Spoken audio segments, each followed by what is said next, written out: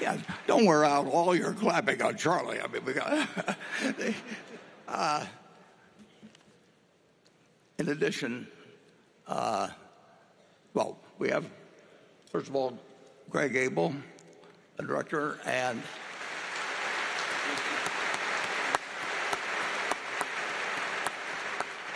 Ajit Jain, sitting next to him, who runs insurance.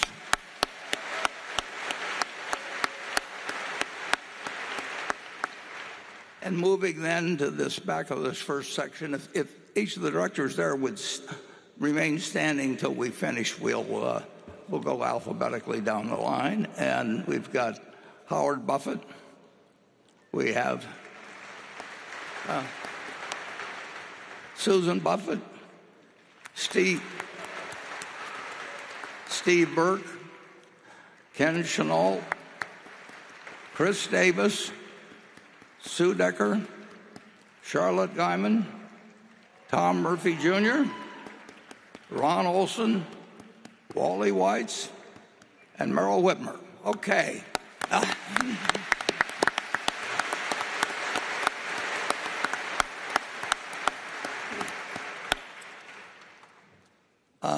There are two people I would like to thank, and then we'll get on to the brief description of the results of the first quarter. First of all, I'd like to thank Melissa Shapiro, who put this whole event together. You can't imagine the work that goes into it. But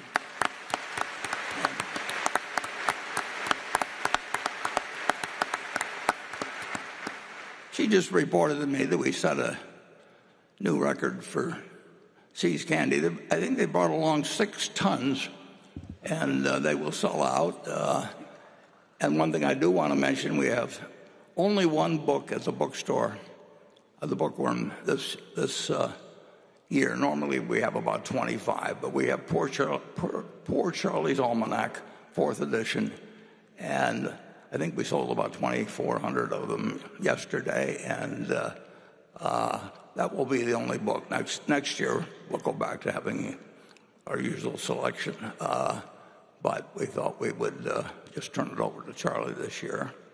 And then I would like to introduce one further person, and that's the person who put that movie together. And you can't imagine the amount of work it is because, for example, on those scenes that we've used from the past, if they involved Hollywood stars or various people, we needed to get permission all over again to show it because we told them originally we would only show it within the confines of our auditorium here. And of course, it went out on CNBC, and you just can't imagine how much effort, but also the great cooperation we got from all those Desperate Housewives and Jamie Lee. And with the Desperate Housewives, we had to get Disney's okay, and that was easy to get, but running down 5 Desperate Housewives, that one came in toward the end. But the job of putting this together has been handled by the same fellow that handles us. Been doing these for years and years and years and years, and I just would appreciate it if you could just put the spotlight on Brad Underwood for just a minute.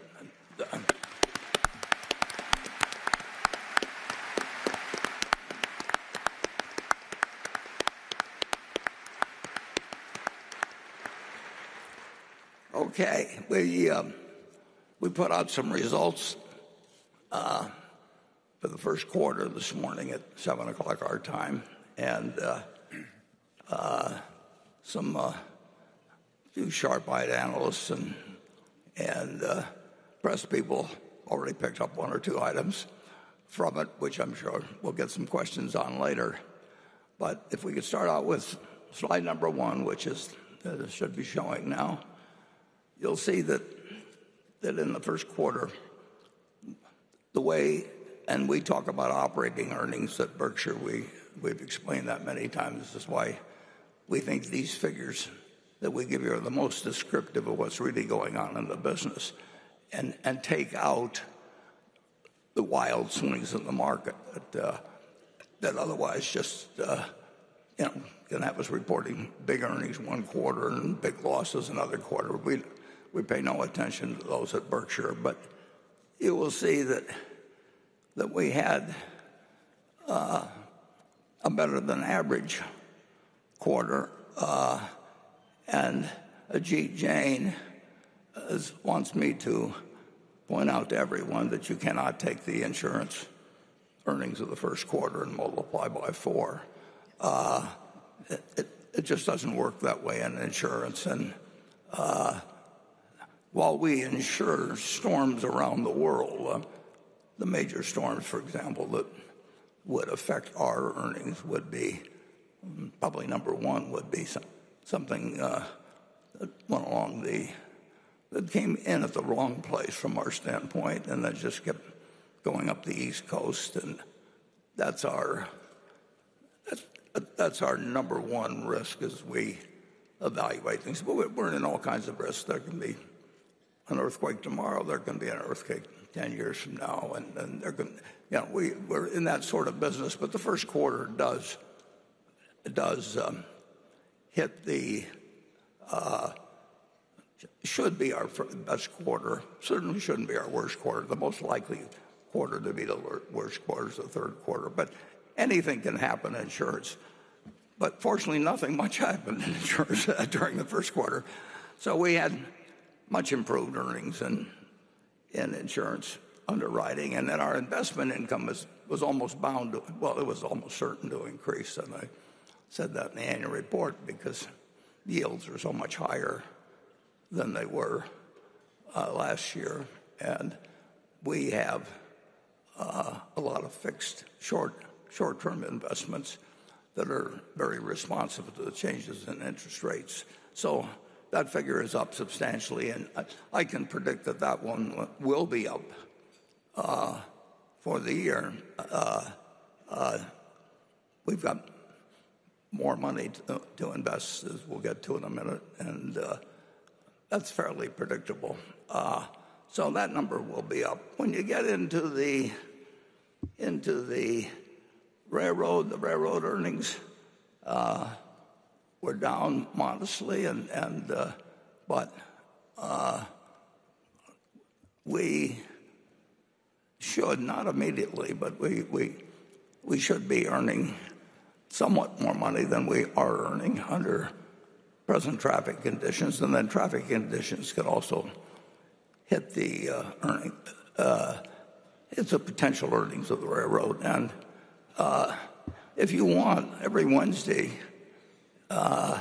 you can get car loadings from the previous week, and I'll regard you as a little deranged if you do get them, but I get them every week. They're available, and you'll see that car loadings have been running for the industry, have been running down modestly, and these earnings were as is expected, but we should earn somewhat more money than that on the equivalent amount of car loadings. And we in the energy company, we had better earnings, but our earnings were distorted. Well, they were affected by conditions that I wrote about in the annual report, and we'll undoubtedly discuss more this morning. But off a low base of last year, they were up somewhat, and so you get down to the final figure, and $11.2 billion is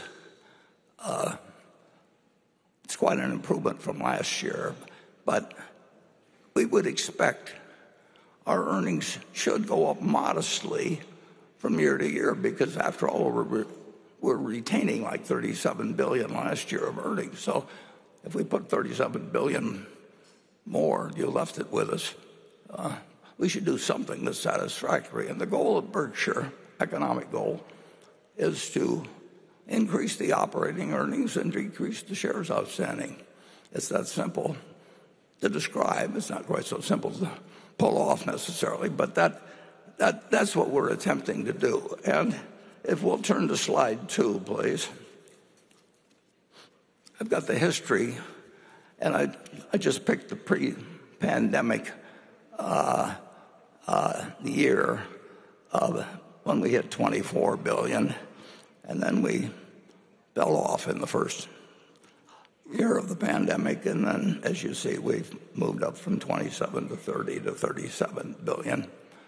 And interesting thing about these earnings is they're after depreciation and amortization and taxes and all that sort of thing. So you can figure that essentially Berkshire has a little over $100 million per day, including weekends and holidays, coming in to deploy. And we've said out many times what we're attempting to deploy that money, but we have that responsibility. And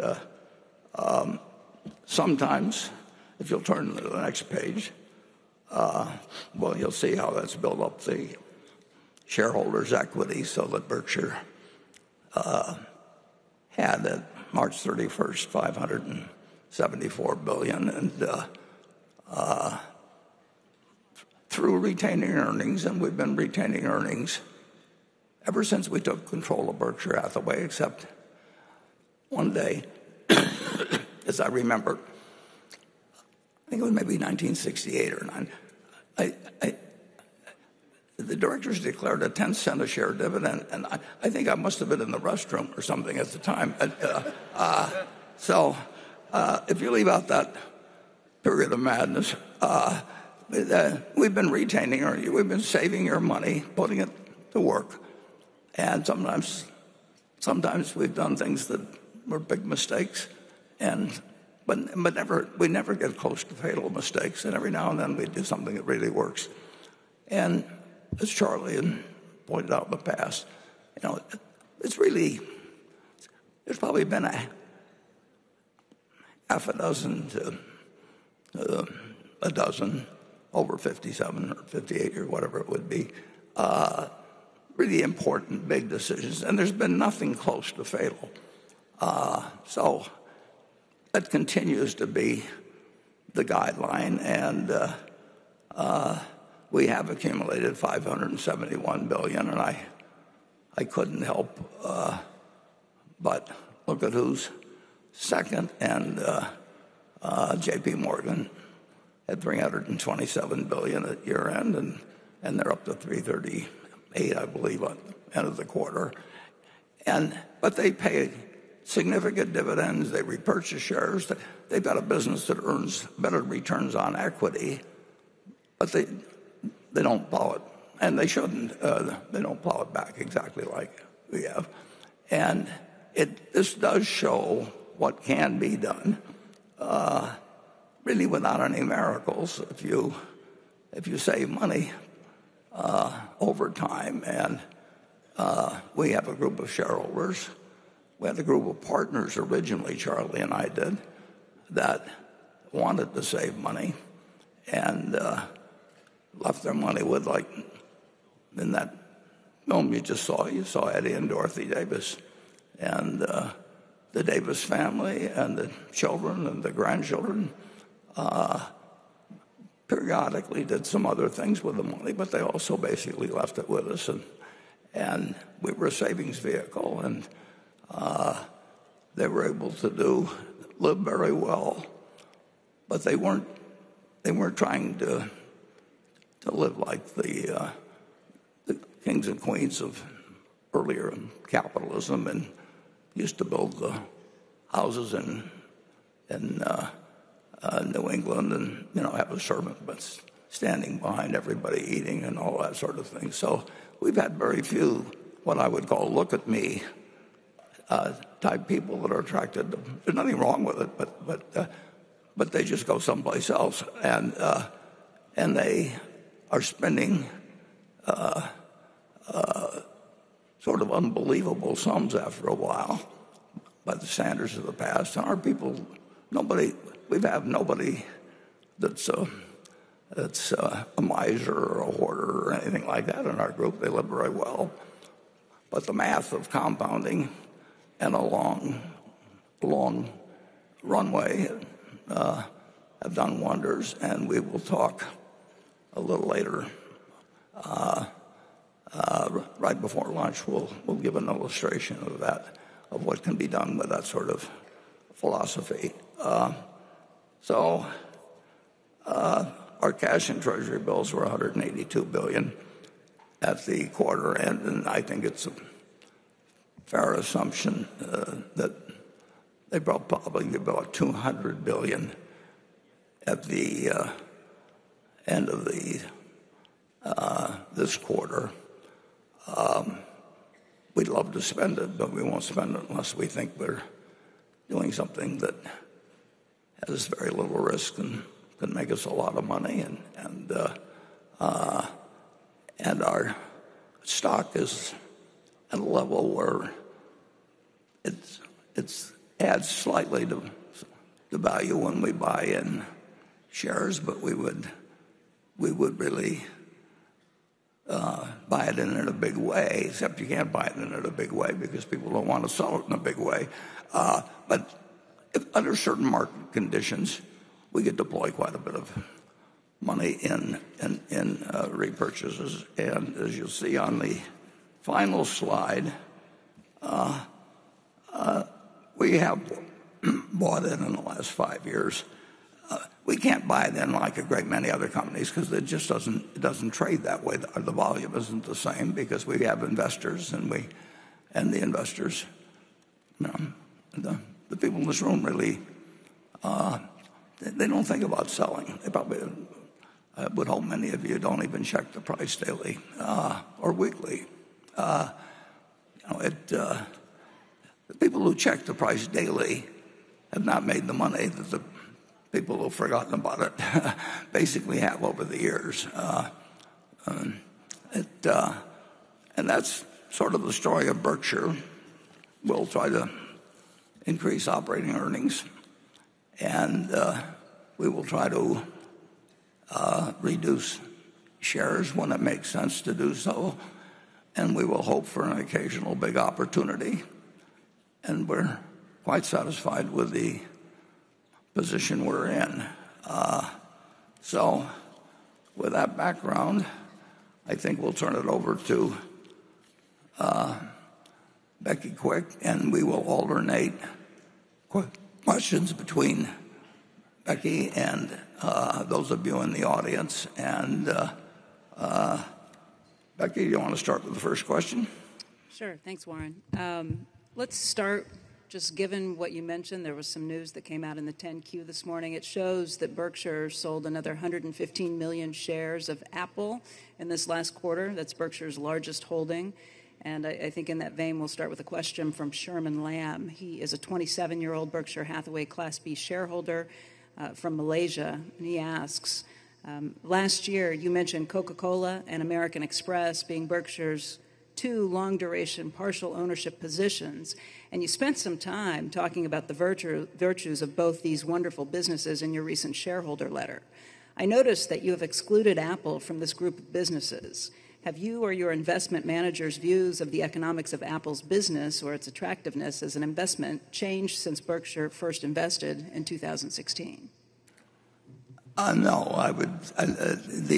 But we have sold shares, and I would say that at the end of the year, I would think it extremely likely that Apple is the largest common stock holding we have now. One interesting thing is that Charlie and I looked at common stocks or marketable equities or the things that people love to look at as being businesses. And so when we own a Dairy Queen or we own whatever it may be, we look at that as a business. And when we own Coca-Cola or American Express or Apple, we look at that as a business. Now, we can buy really wonderful companies in the market. As businesses, we can't buy all of them. All of their shares. We can't buy 90% or 80% or anything like that.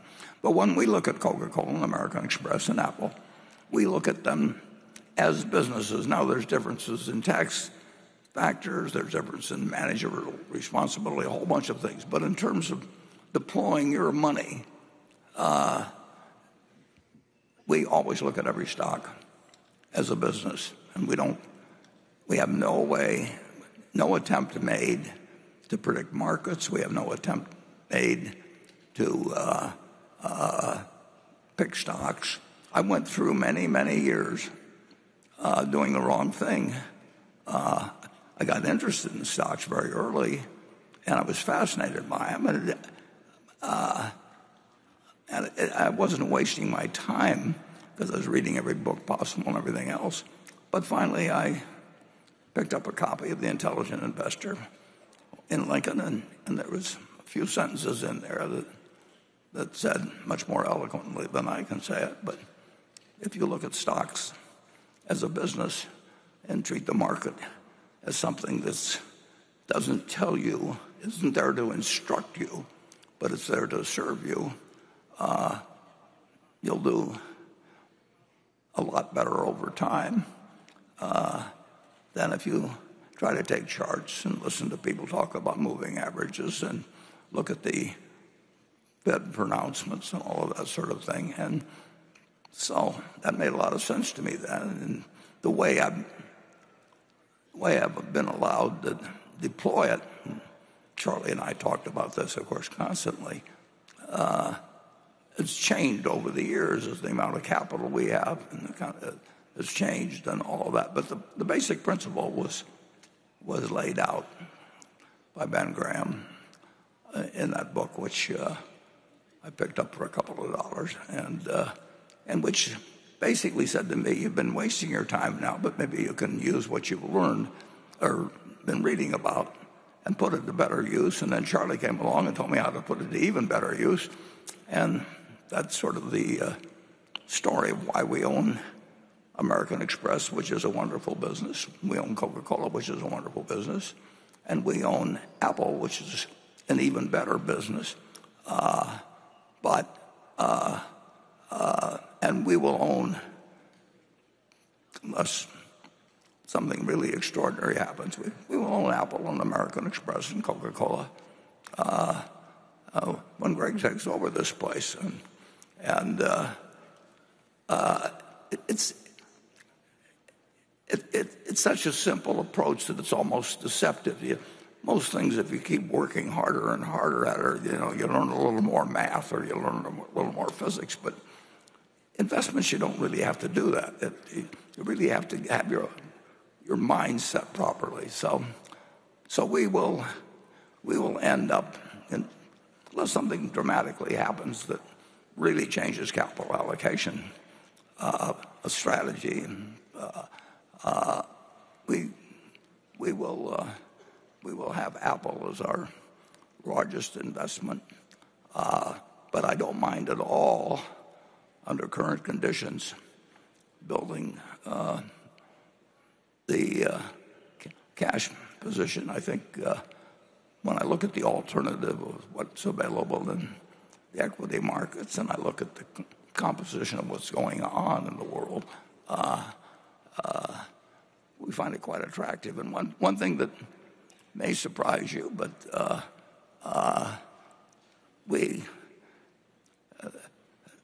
almost everybody I know pays a lot more attention to not paying taxes than I think they should.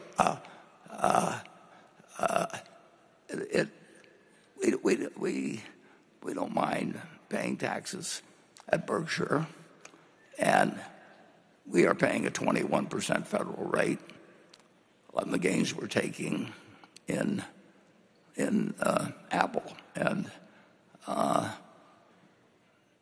that rate was 35% not that long ago, and it's been 52% in the past when I've been operating, and the federal government owns a part of the earnings of the business we make. They don't own the assets, but they own a percentage of the earnings. And they can change that percentage any year. And the percentage that they've decreed currently is 21%. And I would say with the present fiscal policies, I think that something has to give. And I think that higher taxes are quite likely. And the government wants to take a greater share of your income or mine or Berkshire's, they can do it. And they may decide that someday they don't want the fiscal deficit to be this large because that has some important consequences, and they may not want to decrease spending a lot, and they may decide they'll take a larger percentage of what we earn, and we'll pay it.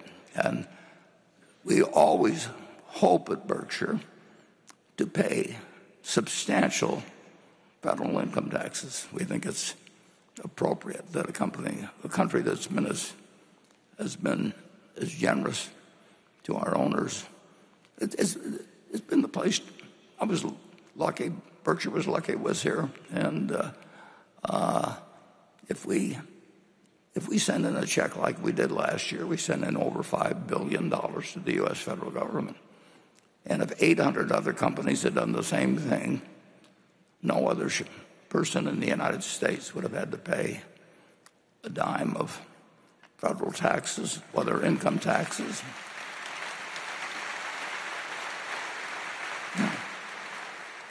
No Social Security taxes, no estate taxes, no. It's open down the line. Now, I would like to. I hope things develop well enough with Berkshire that we say we're in the 800 club and maybe even move up a few notches.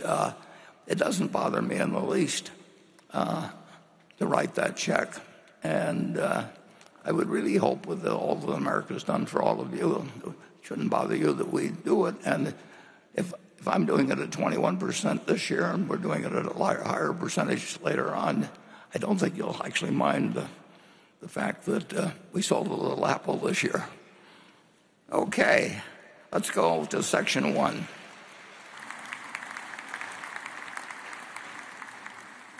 Hi, Mr. Buffett. This is Matthew Lai from China, Hong Kong. I'm running my listed company called FW, and we are so grateful to learn from you, and you really inspire us. My question is, besides the electrical car company, BYD, under what circumstances you will reinvest and reconsider to invest Hong Kong and China company? Thank you. Yeah. Well, our primary investments will always be in the United States. We do think it.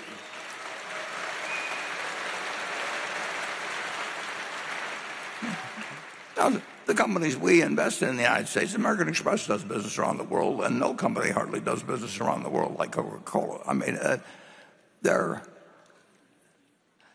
are the preferred soft drink, in something maybe like 170 or 180 out of 200 countries. Those are rough approximations from a few years back, probably, but that degree of acceptance worldwide is, I think it's almost unmatched. I can't really think of any company that has it. American Express has a position in the credit card field, which I think is extremely strong. And part of that was part of the reasons for that was one of the directors that I introduced a few minutes ago, Ken Chenault. But it has strengthened dramatically over the last 20 years for a lot of reasons. So we will, the BYD investment was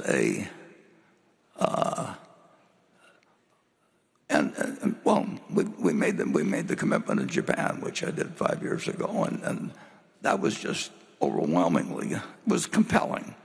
It was just extraordinarily compelling, and we bought it as fast as we could, and we spent a year, and we got a few percent of our assets in 5 very big companies, but that's the problem of being our size. But you won't find us making a lot of investments outside the United States, although we're participating through these other companies in the world economy. But I understand the United States rules, weaknesses, strengths, whatever it may be. I don't have the same feeling for economies generally around the world. I don't pick up on other cultures extremely well, and the lucky thing is I don't have to, because I don't live in some tiny little country that has just doesn't have a big economy, but I'm in an economy already that has after starting out with 0.5% of the world's population, has ended up with well over 20% of the world's output in an amazingly short period of time. So we will be American oriented. If we do something really big, it's extremely likely to be in the United States. Charlie, in all those years, there's only 2 times he's told me that, this one is really, he would always go along with me and say, well, when I was suggesting something, he'd say, well, this is really not that great, but it's probably the best you'll come up with, so I'll go along with the idea. But Charlie twice has pounded the table with me and just said, buy. And BYD was one of them, and Costco was the other. And we bought a certain amount of Costco, and we bought quite a bit of BYD. But looking back,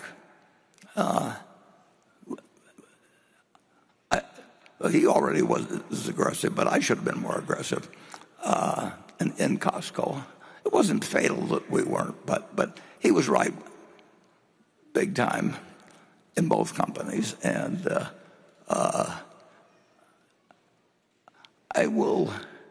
I'm aware of what goes on in most markets, but I think it's unlikely that we make any large commitments in almost any country you can name, although we don't rule it out entirely. And I feel extremely good about our Japanese position, and we'll have that. I don't know how many years. Greg will be sitting with that at some point, and we couldn't be happier with that. But we really have a different outlook in looking at we look at your money, which we couldn't bear to lose, and we feel that we're very less likely to make any truly major mistakes in the United States than in many other countries. Okay, Becky. This next question comes from Stanley Holmes, who is a Berkshire shareholder from Salt Lake City. He asks, in his 2024 annual letter to shareholders, Chairman Buffett noted the severe earnings disappointment experienced at Berkshire Hathaway Energy last year and expressed concern about earnings and asset values in the utility industry. Recognizing that investors are worried about climate change-related expenses and that new uncertainties cloud the regulatory environment, the chairman suggested that some jurisdictions may adopt the public power model. There are now signs that policymakers in Utah, citing state sovereignty, may already be poised to move in that direction. The Utah legislature recently mandated the state's right to serve as sole purchaser of energy from an in-state power plant and, under some circumstances, purchase the power plant before it can be retired. The state utility regulator will be legally bound to prioritize public purchases of power and facilities that could include assets owned by Berkshire Hathaway Energy's Pacific Corp utility, Rocky Mountain Power. Will Berkshire, through BHE, continue to invest resources in jurisdictions where corporate assets may be subject to confiscatory state policies and actions? And how is Berkshire Energy working with officials in Utah to minimize potential corporate losses if and when state control is asserted over its electrical utility sector? Yeah. I will let Greg join with me in the answer on this, but I would say our feeling is that Utah is actually very likely to treat us fairly, whether the action is in granting appropriate rates that give us the return we generally expected in terms of our own properties, or if they decide for some reason to go to public power, I think they would compensate us fairly. In the 1930s, George Norris, a senator from Nebraska, just turned Nebraska into a public power state, and our experience in Iowa would indicate that free enterprise has its role, and that we can run a privately owned utility company that will be more efficient for society than, at least in most states, people can do with public power. But what has happened is that there's going to be enormous amounts of money spent on power. And if you're going to do it with private owners, there's nobody better situated than Berkshire to satisfy the portion, but a large portion of the needs of the country, and we will do it at a rate of return that is not, it's not designed to make us rich or anything like that. It's a sensible rate of return, but we won't do it if we think we're not going to get any return. It'd be kind of crazy. And we've seen actions in a few states where some of the costs associated with climate change are not being regarded as costs that the utility shouldn't incur. Well, believe me, if it was publicly owned, they would have incurred it too. But we'll do what society tells us, and we have got the money, and we've got the knowledge to participate big in something that is enormously important for the country. But we're not going to do it. We're not going to throw good money after bad in the field. I don't worry about. My understanding is, and Greg can elaborate on this now immediately, but I don't regard Utah as being unfriendly to the idea of utilities being treated fairly. Charlie? Or not Charlie. I'm so used to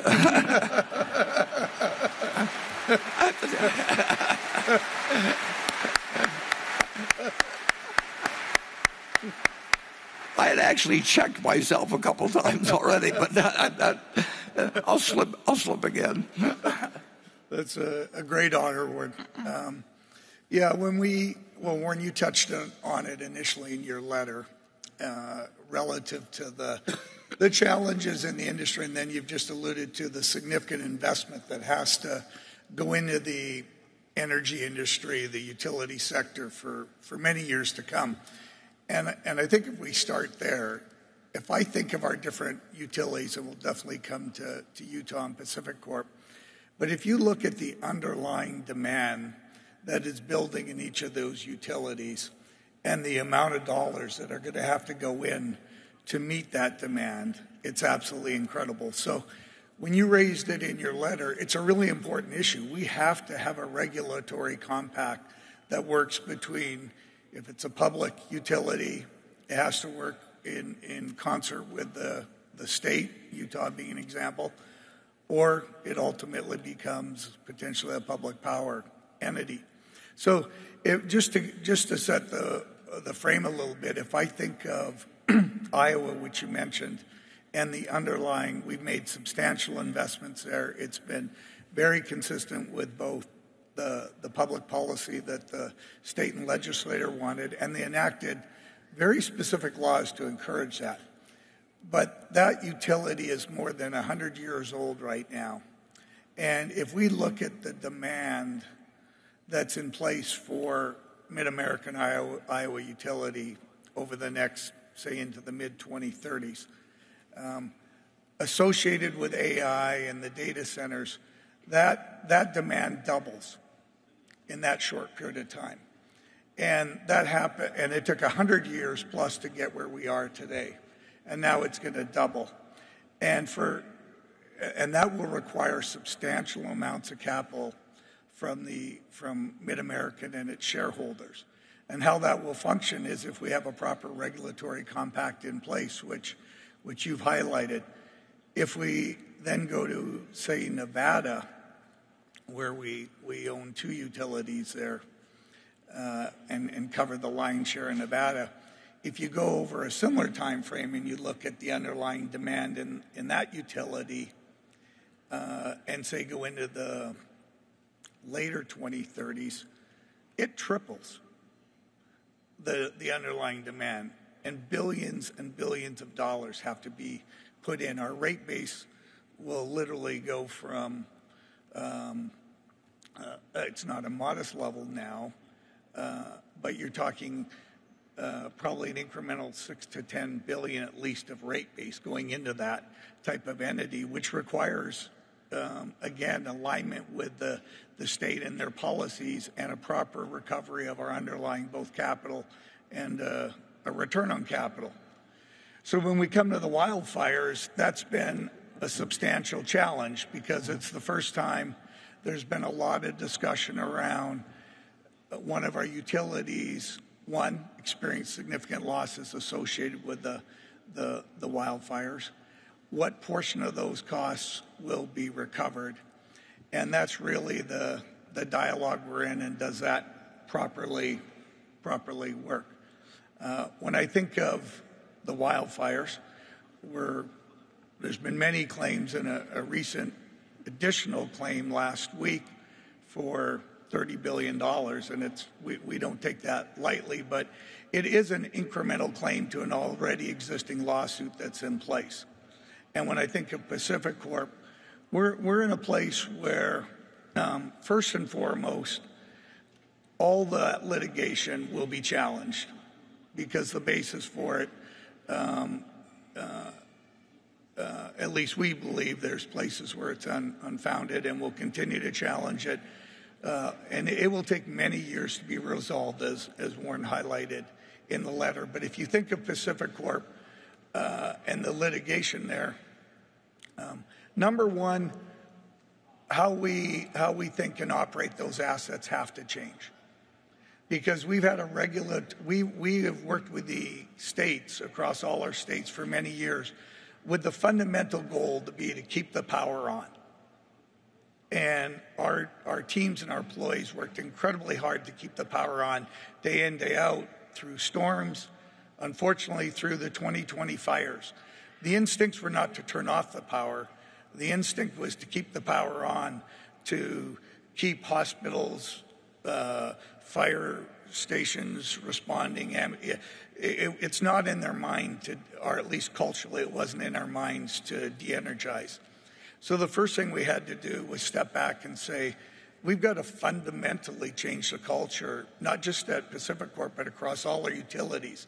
The first thing we have to recognize is that there's now going to be situations where we prioritize de-energizing the assets.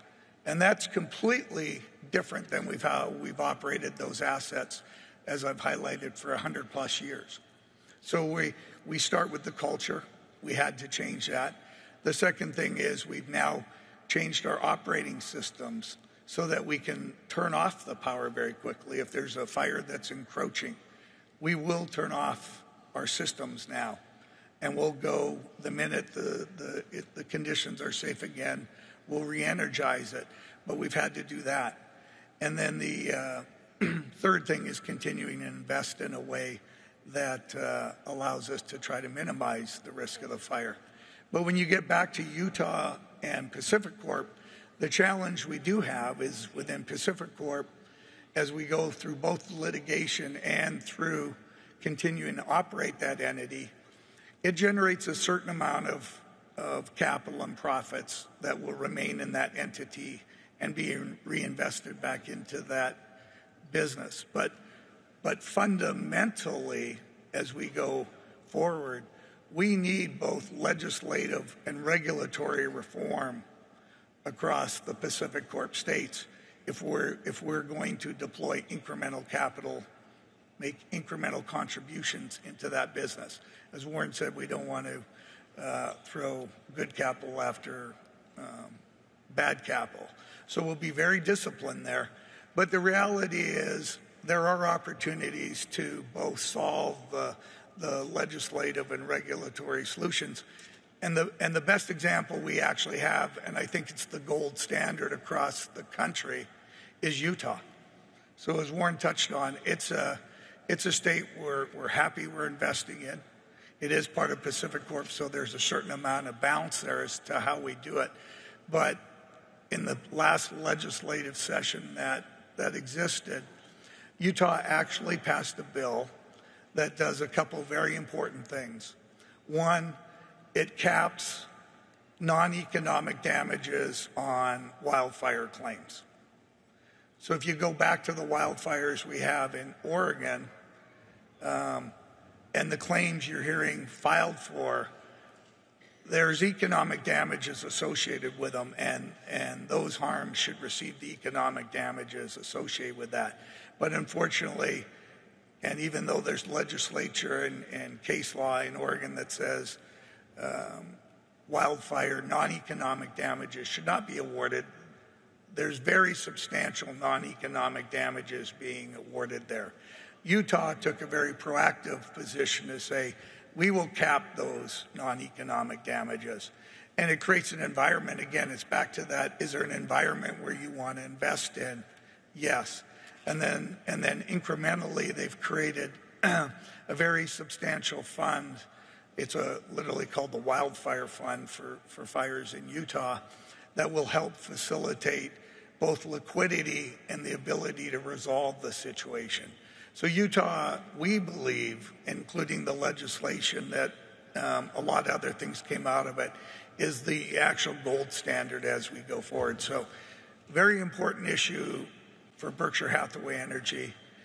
But at the same time, it is a Pacific Corp issue. The risk of regulatory compacts not being respected is a much broader one that we'll always evaluate and be careful how we deploy our capital. But both Pacific Corp will manage through it, and I see other very good and significant opportunities in Pacific Corp. In Berkshire Hathaway Energy. The return on equity investment, it's been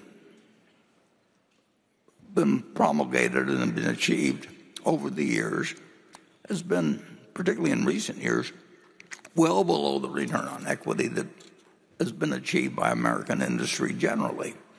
And so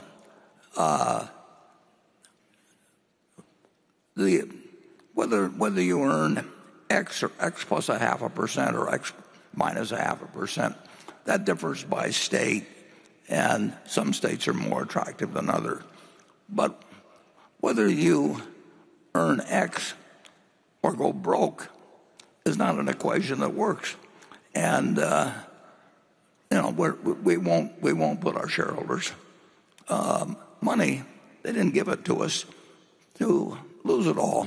And we might like it if it's better when it's X plus 0.5% than X minus 0.5%.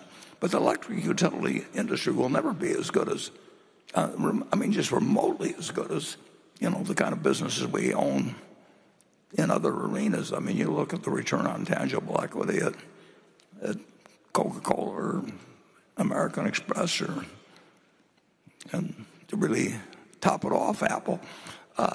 It's just a whole different game. But in utilities, the trade has been, the compact has been that you get a modest return, and climate change comes along and it causes way more fires.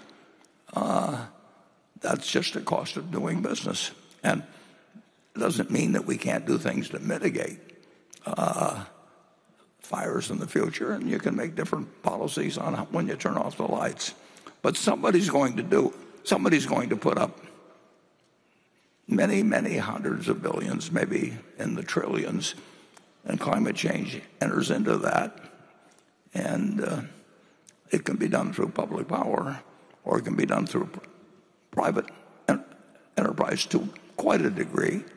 And we would be certainly good for 100 billion or more, but we're not going to throw good money after bad. Okay, let's do station 4.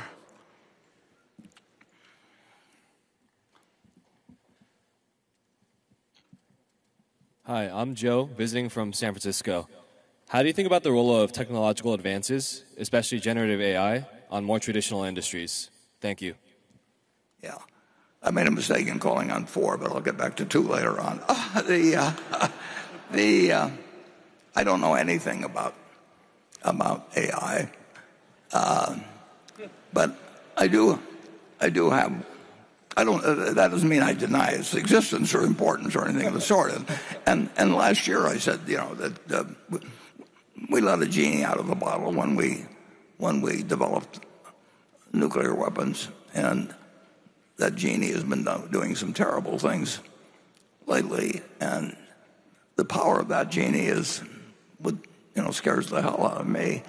And under that, I don't know any way to get the genie back in the bottle. And AI is somewhat similar. It's part way out of the bottle, and it's enormously important, and it's going to be done by somebody. So we may wish we'd never seen that genie, or it may do wonderful things. And I'm certainly not the person that can evaluate that. And I probably wouldn't have been the person that could have evaluated it during World War II, whether we tested a 20,000-ton bomb that we felt was absolutely necessary for the United States and would actually save lives in the long run, but where we also had Edmund Teller, I think it was on a parallel with Einstein in terms of saying you may, with this test, ignite the atmosphere in such a way that civilization doesn't continue.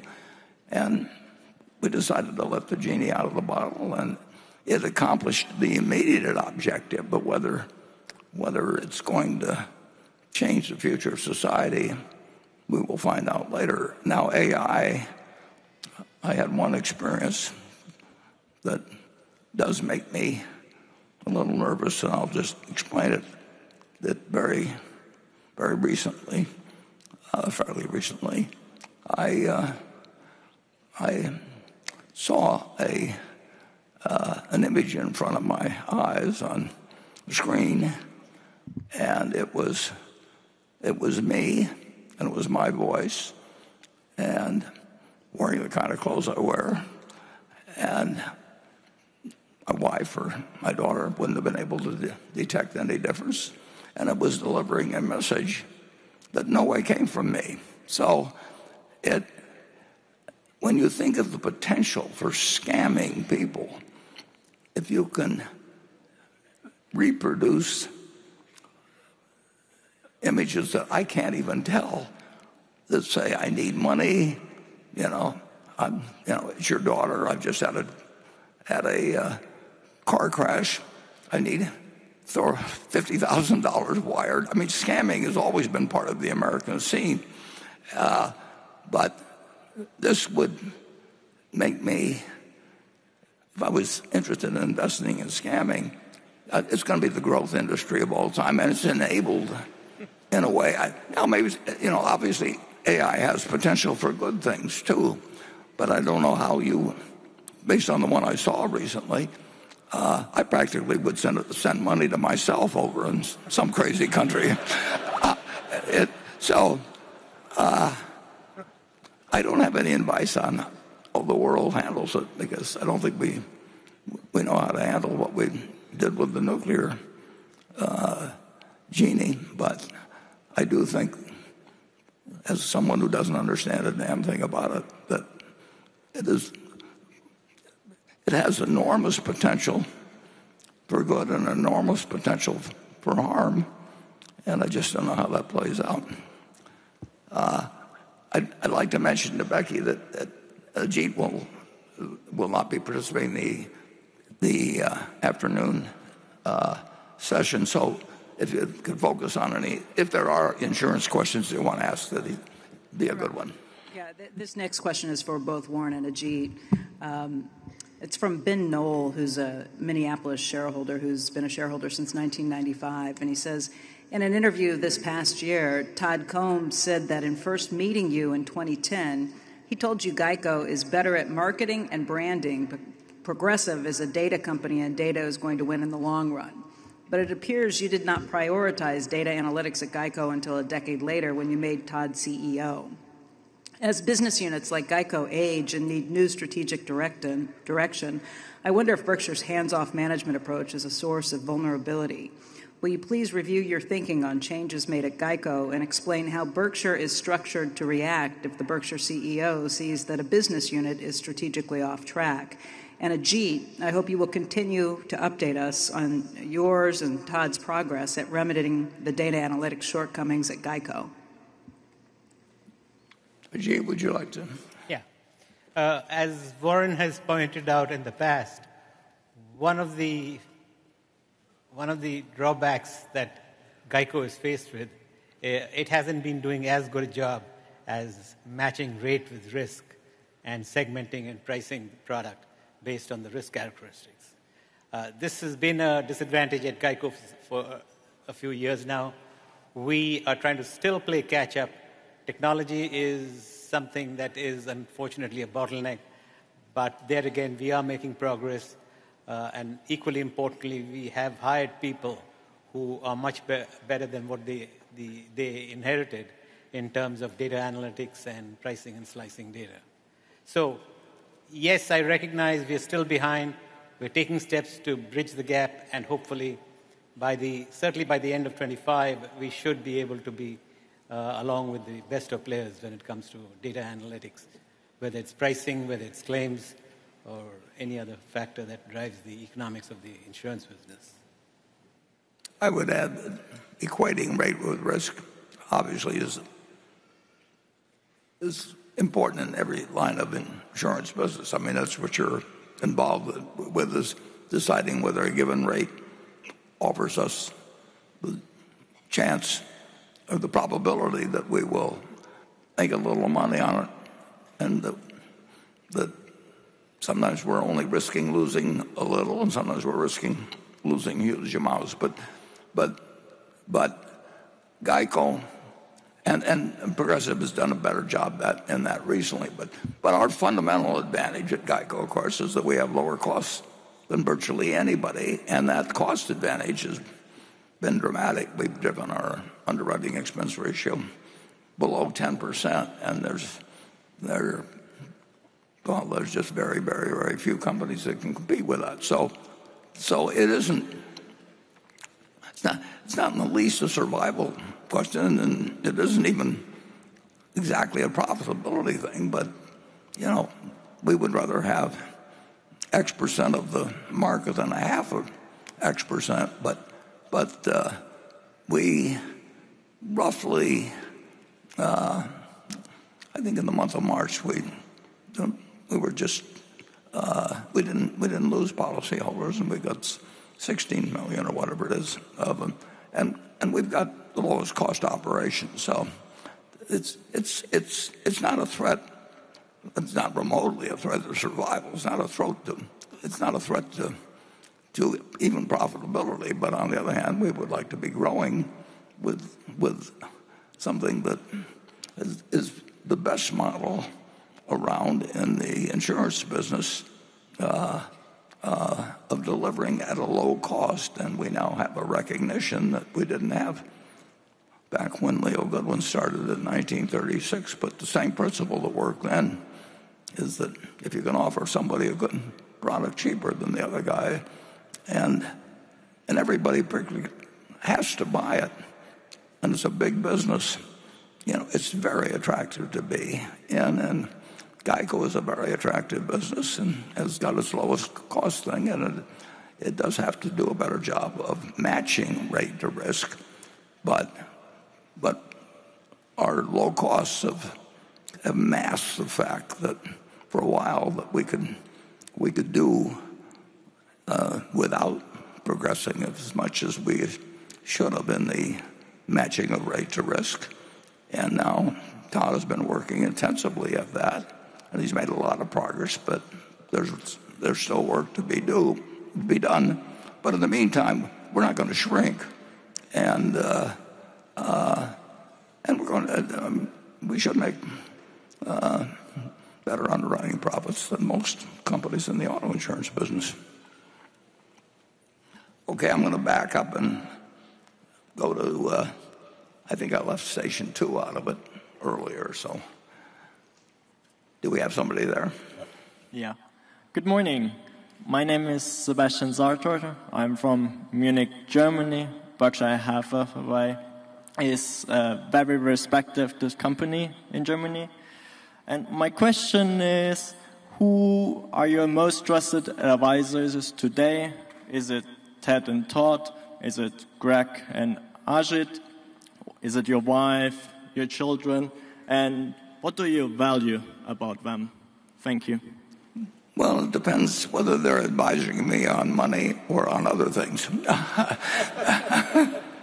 I trust my children and my wife totally, but that doesn't mean I ask them what stocks to buy.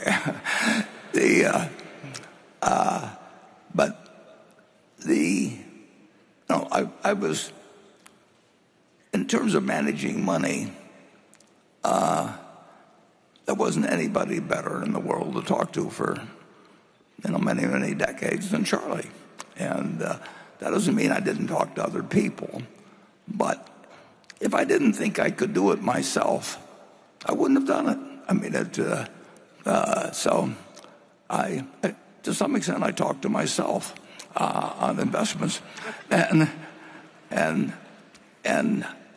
I think my children have gotten a whole lot wiser over the years, and so I listen to them on a lot of things. I'll listen to my daughter on who to vote for locally, because she knows a lot more about that than I do, and I'll listen to my wife on a lot of things, and I won't get into details. So it is important. I mean, if you don't live a life where you surround yourself and limit yourself to people you trust, it won't be much fun. I mean, I literally have been in the position ever since I was in my 20s of being able to have people I trusted around me, and I've made mistakes occasionally, but they filter out over time. You learn, and when I found Charlie, for example, in all kinds of matters, not just investment, I knew I'd have somebody that well, I'll put it this way. You can think about this. Charlie, in all the years we worked together, not only never once lied to me, ever, but he didn't even shape things so that he told half lies or quarter lies to sort of stack the deck in the direction he wanted to go. He absolutely he considered it total of utmost importance that he never lied.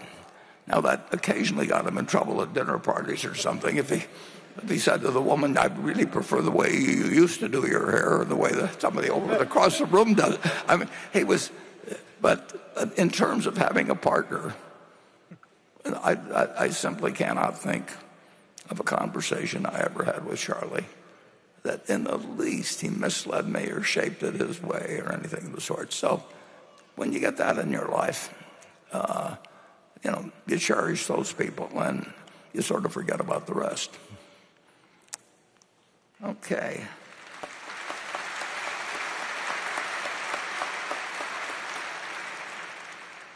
Becky? This question's for Ajit. It comes from Meher Baruka. Climate change seems to be impacting the insurance industry heavily, with major players pulling out of markets like California because of wildfire and flooding risks, combined with payouts increasing. How does Mr. Jain see this risk expanding to other regions, and how has the thesis on insurance investments changed because of it? Yeah. Climate change, climate risk is certainly a factor that has come into focus in a very, very big way more recently. Now, the one thing that mitigates the problem for us, especially in some of the reinsurance operations we are in, is our contractual liabilities are limited to a year in most cases. So as a result of which, at the end of a year, we get the opportunity to reprice, including the decision to get out of the business altogether if we don't like the pricing in the business. But the fact that we are making bets that tie us down to 1 year at a time certainly makes it possible for us to stay in the business longer term than we might have otherwise. Because of climate change, clearly prices need to go up. It is difficult to be very scientific about how much the prices need to go up. They need to go up a lot, and we keep increasing prices and hope we stay ahead of the curve. But that doesn't happen in all cases.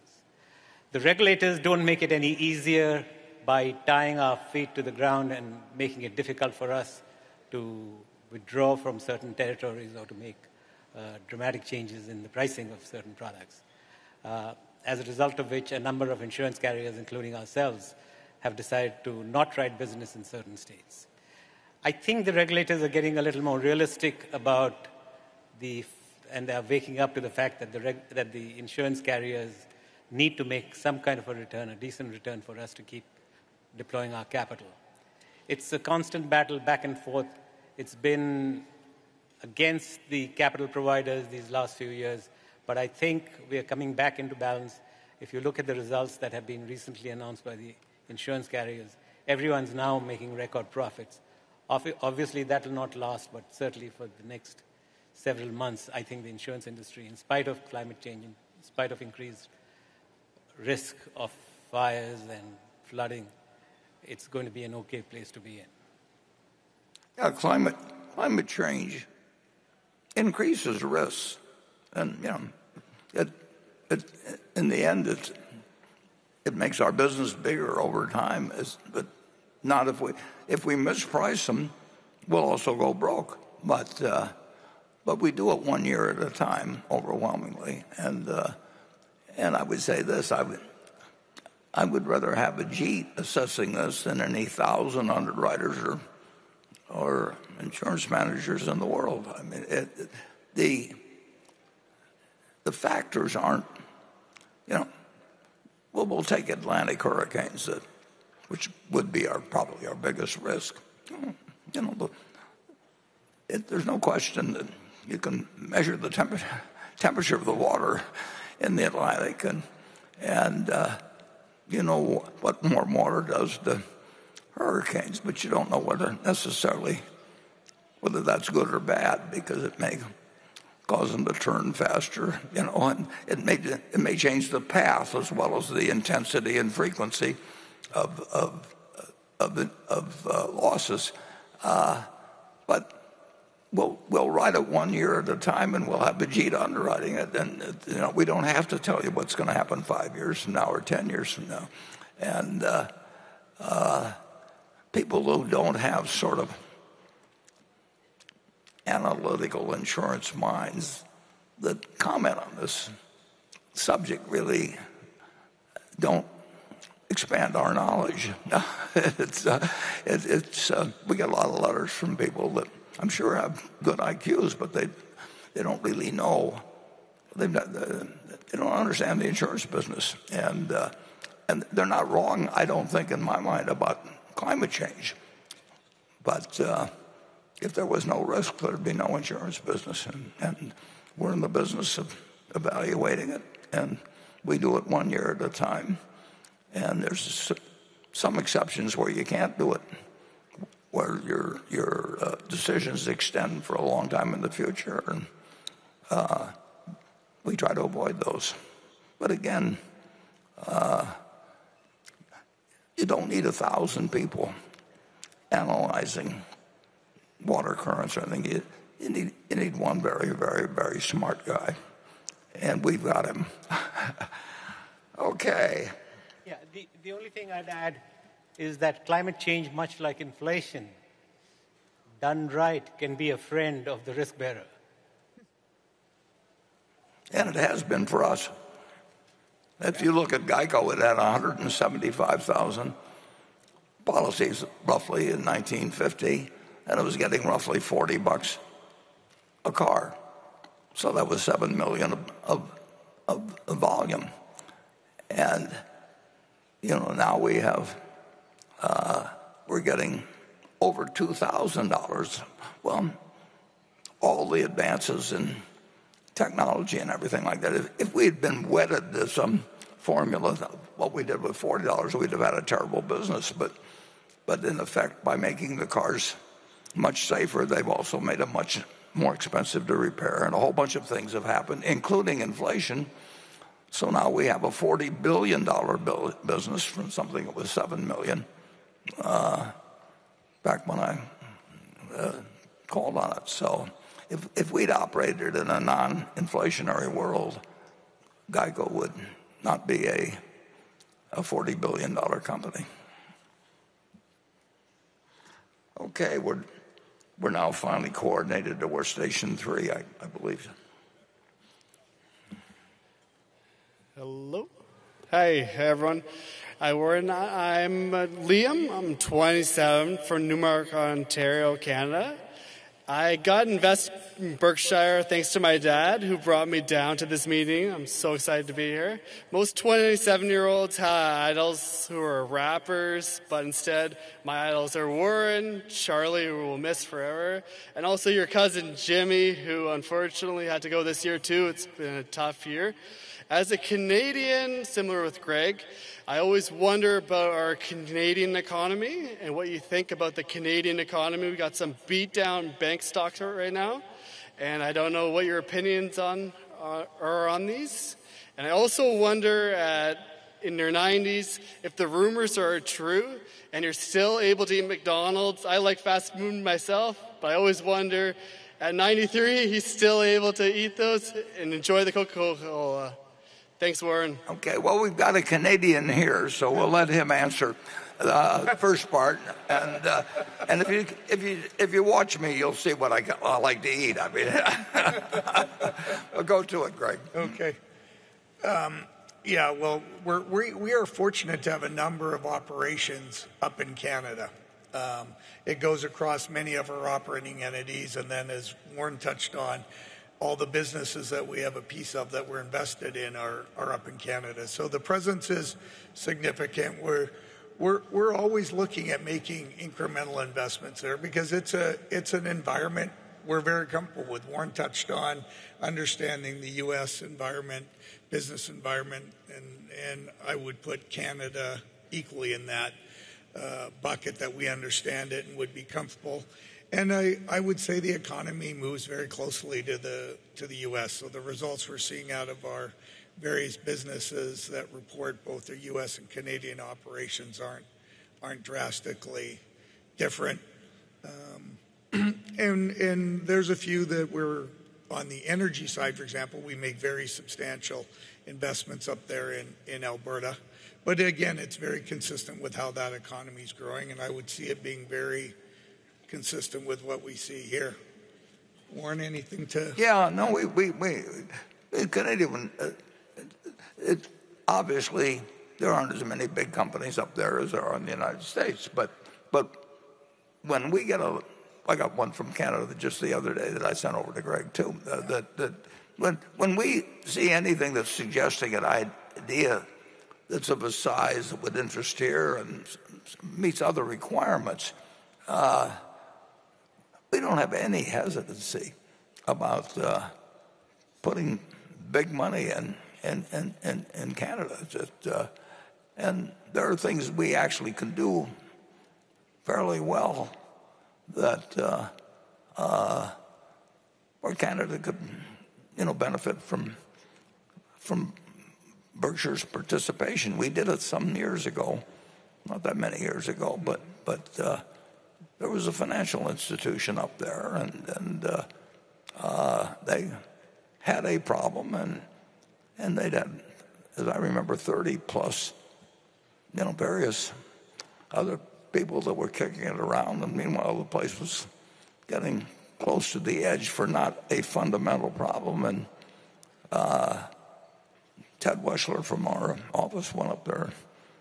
I heard about it on a Monday or something, and Ted Weschler went up there, and we offered a solution in a couple of days to something that was getting close to the brink. So we do not feel uncomfortable in any way, shape, or form putting our money into Canada. In fact, we're actually looking at one thing now, but they still have to meet our standards on terms of what we get for our money. But they don't have we don't have any mental blocks about that country. And of course, there's a lot of countries we don't understand at all. So Canada, it's terrific when you've got a major economy, not the size of the U.S., but a major economy that you absolutely you feel confident about operating there. Okay, Becky. Warren, you just said that you'd rather have a JEET running risk assessment at the insurance operations than any other 1,000 insurance adjusters in the world. So I'd like to follow up with a question that came in from Mark Blackley in Tulsa, Oklahoma. He said, Warren, for years you have spoken about the incredible impact a JEET has had on Berkshire. You've often joked, if you and a JEET are in a sinking boat and we can only save one of you, swim to a JEET. While we often discuss plans for the next CEO of Berkshire, little is mentioned on who will one day replace a JEET. How should we think about the future of the Berkshire insurance operations, given how challenging it may be to find another Ajit? And I'd like to hear Ajit's thoughts on this as well.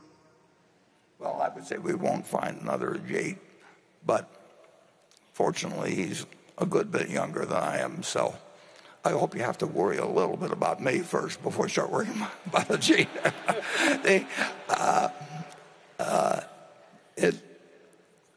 We won't find another Ajit, but we have an operation that he has created, and that at least part of it is, there are certain parts of it that are almost impossible for competitors to imitate. And if I was in their shoes, I wouldn't try and imitate them. And so we've institutionalized some of our advantages, but Ajit is, his presence allowed us to do it, and he did it. But now we've created a structure that didn't exist when he came in 1986. Nothing close to it existed with us or with anybody else. And insurance is the most important business at Berkshire. Marketable securities are important, but they're not in the class exactly as as our insurance business. And Ajit, we won't have the same business if Ajit isn't running it, but we'll have a very good business. And again, that's thanks to Ajit. You know, I'd been in the business when he came in 1986. You know, I first went to Geico in 1950. We first bought National Indemnity in 1957. And it was something that we'd made quite a bit of money in the stocks of insurance companies. But we needed an Ajit. Unfortunately, he came into the office on a Saturday, and he was tired of working at something where he really didn't. It just didn't challenge his intellect. And I said, well, we got a lot of challenges, so you know, nobody's perfect. So you've never seen an insurance policy or owned an insurance stock, but here are the keys, and that's worked out very well.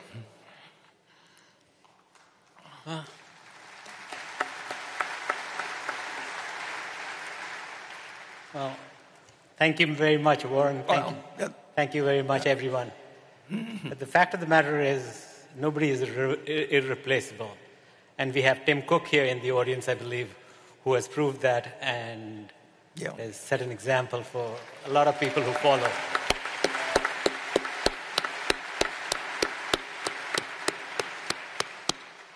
That's a great observation.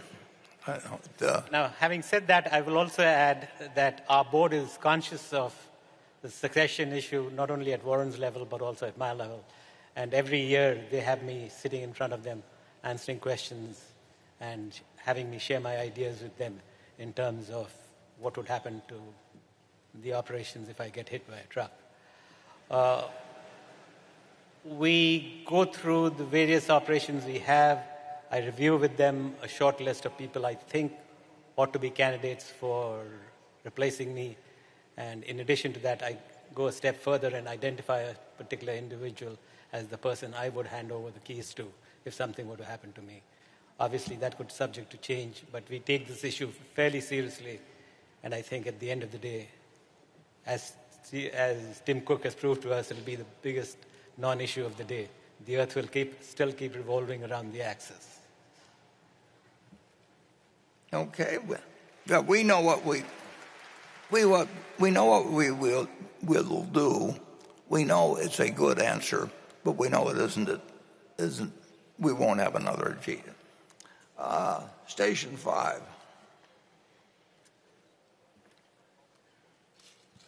Hi, my name is Ange Andrew-Nikas, and I'm wondering if you had one more day with Charlie, what would you do with him?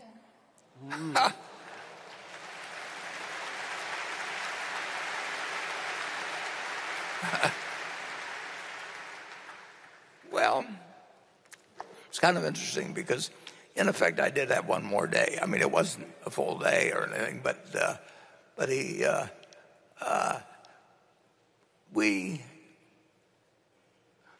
always lived in a way where we were happy with what we were doing every day. I mean, Charlie liked learning. He liked, as I mentioned in the movie, he liked a wide variety of things. So he was much broader than I was. But I didn't have any great desire to be as broad as he was, and he didn't have any great desire to be as narrow as I. But we had a lot of fun doing anything. And, we played golf together. We played tennis together. We did everything together. And this you may find kind of interesting. We had as much fun, perhaps even more to some extent, with things that failed, because then we really had to work our way out of them. And in a sense, there's more fun having somebody that's your partner in digging your way out of a foxhole than there is just sitting there and watching an idea that you got 10 years ago just continually produced more and more profit. So it wasn't, he really fooled me, though. He went to 99.9 years. I mean, if you had picked two guys, he publicly said he never did a day of exercise except where it was required when he was in the Army. So he never did a day of voluntary exercise. He never thought about what he ate.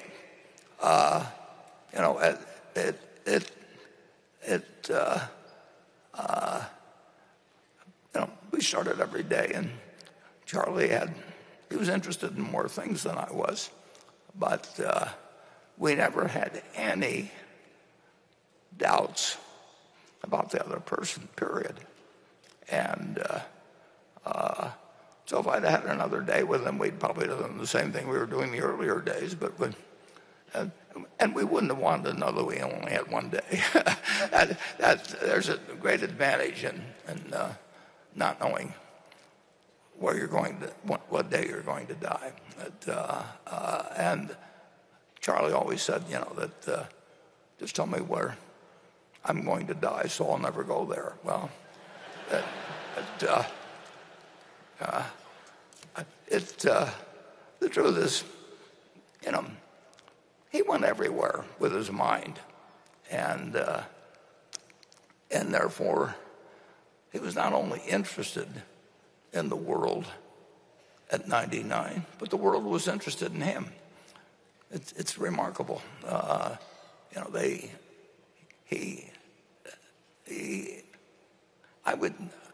told him toward in the last few years, I'd never seen anybody that was peaking, at 99 and where the world wanted to come and see him. I mean, they actually wanted to go out to 351 North June Street, and whether it was, well, I could name a whole bunch of names, but just I'll start with Elon Musk, but go down the list, and they all wanted to meet Charlie, and Charlie was happy to talk with them. And the only person I could think of otherwise was the Dalai Lama. I don't know that they had a lot else in common, but it was he lived his life the way he wanted to, and he got to say what he wanted to say. He, like I, loved having a podium, and again, I can't remember any time that he was mad at me or I was mad at him. It just didn't happen. And calling him was fun back when long-distance rates were high, and we didn't talk as often as in recent years as we used to be on daily for long periods. And we did keep learning, and we liked learning together. But,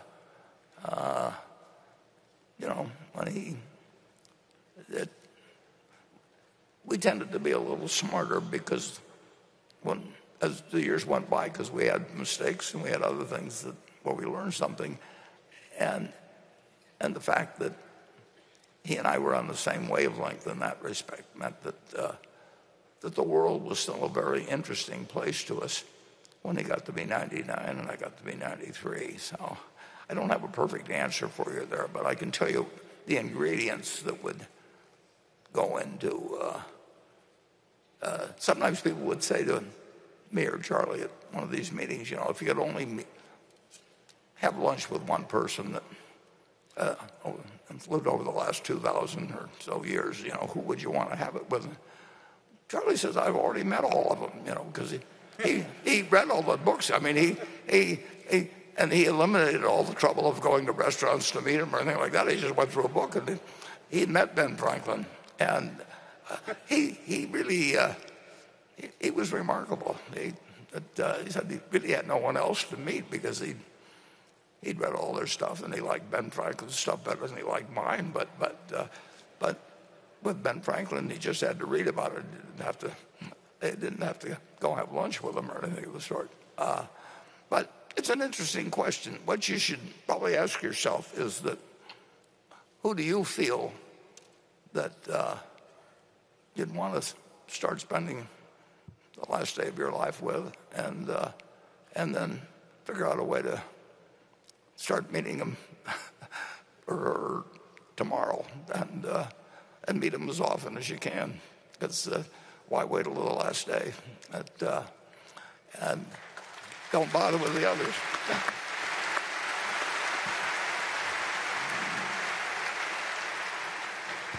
Okay, Becky. This question comes from Carol de Gend in Switzerland, in Europe. And this is for both Mr. Buffett and Mr. Jain. As political instability in the world is growing with a rise in the number of armed conflicts and trade tension, there is also increasing risk of cyber attacks. What are your views on cybersecurity insurance? Asking this question in general for retail, small businesses, and large companies, including critical key infrastructure such as power plants, harbors, airports, nuclear plants, etc. Do you see a potential for profit-making in cybersecurity insurances, and what are the key challenges? Okay, let me start. Cyber insurance has become a very fashionable product these days. Over these last few years, it is at least a $10 billion market right now globally.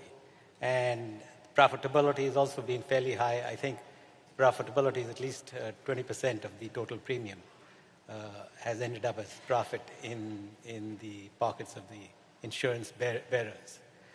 Now, having said that, we at Berkshire tend to be very, very careful when it comes to taking on cyber insurance liabilities. For two reasons. One is, it's very difficult to know what is the quantum of losses that can be subject to a single occurrence. And the aggregation potential of cyber losses, especially if some cloud operation comes to a standstill, that aggregation potential can be huge, and not being able to have a worst case cap on it is what scares us. Secondly, it's also very difficult to have some sense of what we call loss cost, or the cost of goods sold, could potentially be. It's not just for a single loss, but for losses across over time. They have been fairly well contained. Out of 100 cents on the dollar of the premium, losses over the last 4 or 5 years, I think, have not been beyond 40 cents on the dollar, leaving a decent profit margin. But having said that, there's not enough data to be able to hang your hat on and say what your true loss cost is. So in our insurance operations, I have told the people running the operations I've discouraged them from writing cyber insurance to the extent they need to write it so as to satisfy certain client needs. I have told them, no matter how much you charge, you should tell yourself that each time you write a cyber insurance policy, you're losing money. We can argue about how much money you're losing, but the mindset should be, you're not making money on it, you're losing money, and then we should go from there. So it is good. It's projected to be a huge business. My guess is at some point it might become a huge business, but it might be associated with huge losses.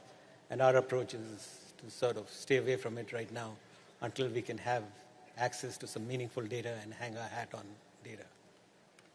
Well, you've just heard why Ajit is invaluable, because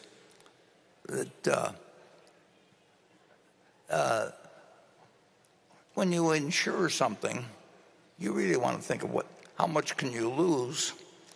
And the question, I remember the first time it happened, I think in 1968, when there were the riots in various cities, because I think it was the Bobby Kennedy death that set it off, or the Martin Luther King death. I'm not sure which one.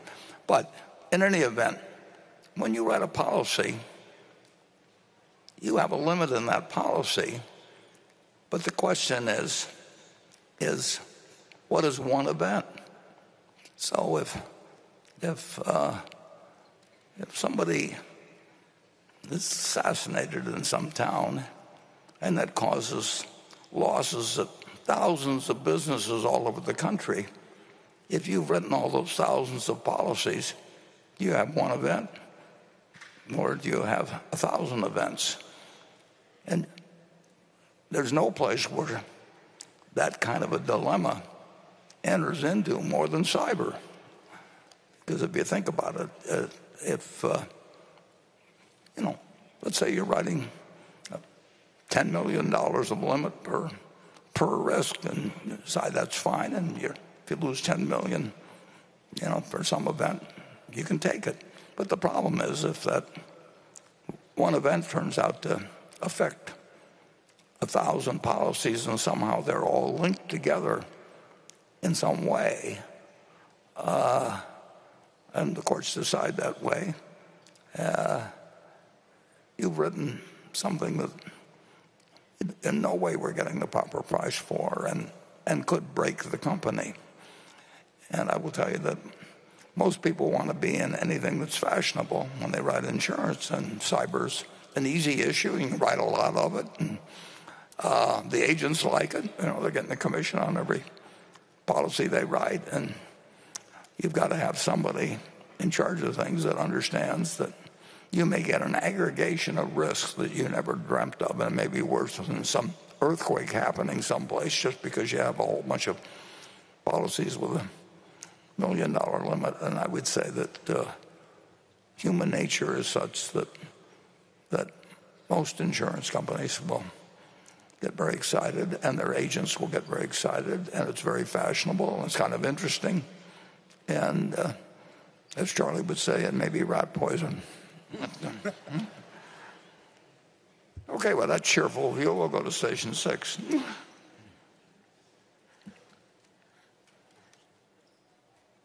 Good morning.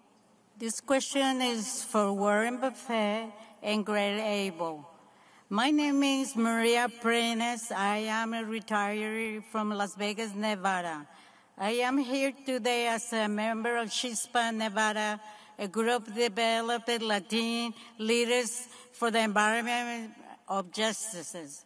I am almost here representing many Latin families in Nevada who are struggling to pay their utility bills and want access to affordable, clean electricity. I want to add today, why is NV Energy, which is owned by the Berkshire Hathaway, building new gas plants instead of investing in solar energy, with Nevada one and the sunniest state in the country?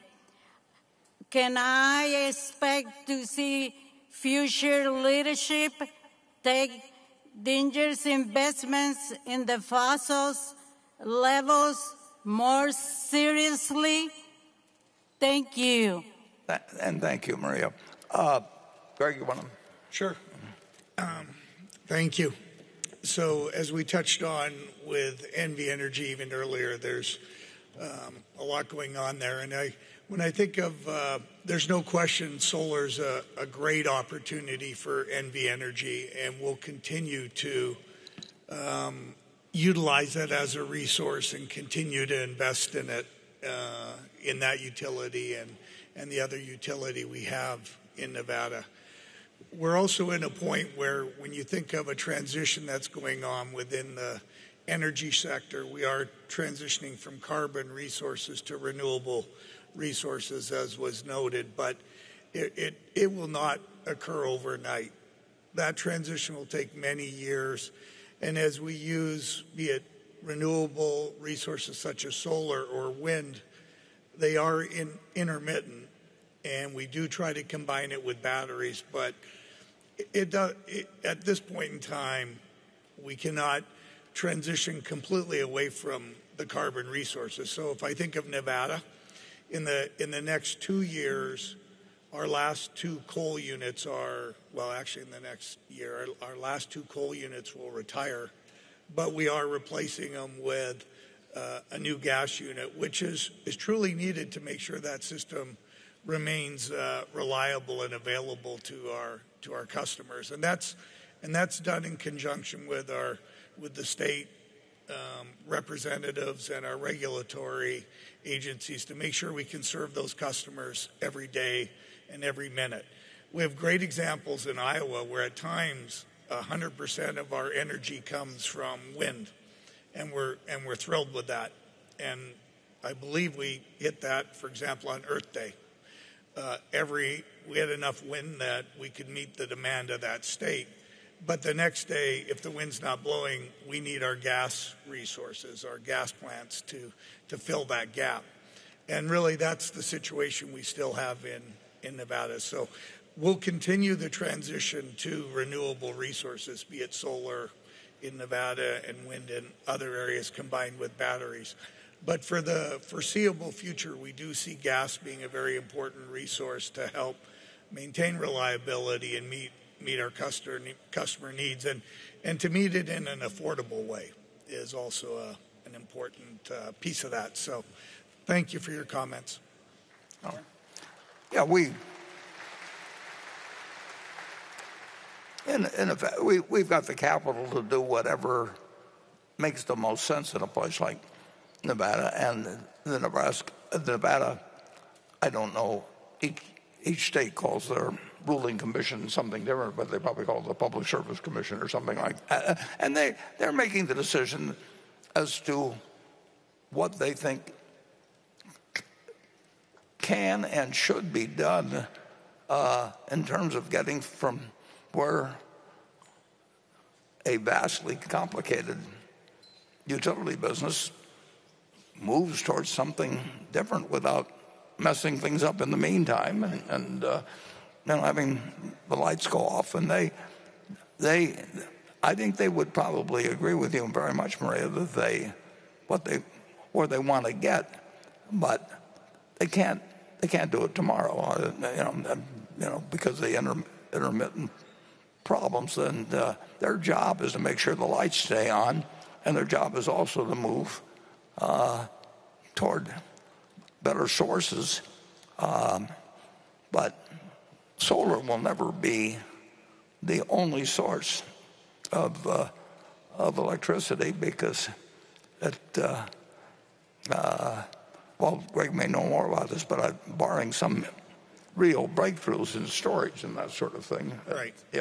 Yeah. Generally a battery right now, to do it in an economical way, is a 4-hour battery. And when you think of the time without the sun being available, that's a challenge. Now there's a lot of technology advancements, and that's stretching out, and you throw dollars at a lot of things, you can accomplish things. But the reality is there's a careful balance of the reliability, and also balancing, as it was noted, the rates do matter, and how much customers are paying. So delicate balance of both delivering reliability but doing it in an affordable way. Yeah. My friend Bill Gates, he's working on shortening up that, lengthening the time the battery works. And so you've got some very smart people working on it, but it isn't something that you actually do overnight. And I can understand why people want it done overnight, but it is going to take a lot of money. It's going to take a lot of good ideas and smart people like Bill and Greg. Not me. I don't understand why the damn lights go on when I even turn a switch. But those fellows really do know. And there's plenty of them working on it, and we got plenty of money to implement it. But there are certain things that just take a certain amount of time. My daughter hates it when I use this example, but it's really true that you can't create a baby in 1 month by getting 9 women pregnant. I mean, you may want a baby, but so there are certain laws of nature that you have to work with. Okay, Becky. This question comes from Rich McCloskey in Dunedin, Florida. He says, Warren and Ajit, would you let us know what you think about the car and property insurance situation in Florida? As a resident, both seem out of control. Since the Florida market seems to be so mismanaged, is this an opportunity for Berkshire? Yeah, the Florida market, both for auto insurance and for homeowners insurance, has had a few tough years. The two problems we face in Florida and all the risk bearers face in Florida, one is the lawyers and the amount of corruption that takes place in the Florida market keeps skyrocketing, making it difficult for us to price the product and make a profit. And secondly, the amount of activity in terms of storms, both the frequency and the severity, is also so severe that the losses in Florida tend to make it very difficult for a risk bearer to make money. Having said that, we've fortunately had a very good run at Florida last year.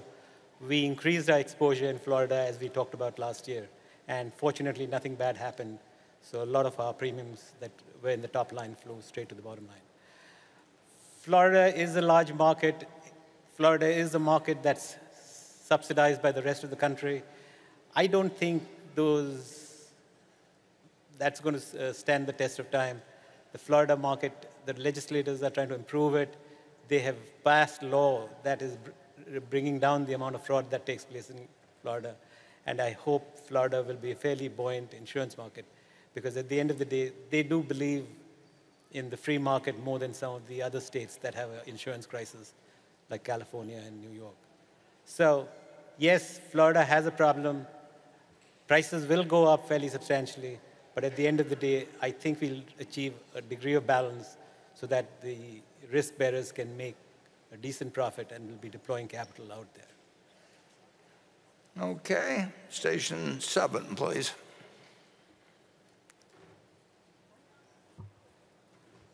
Hi, Warren. My name is Christine Hone Garcia, and I'm from Agoura Hills, California.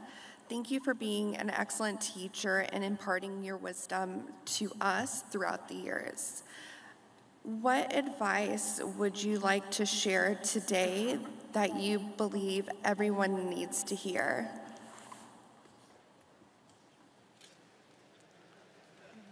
Well, too bad you didn't he added that what the rest of us would like to hear. I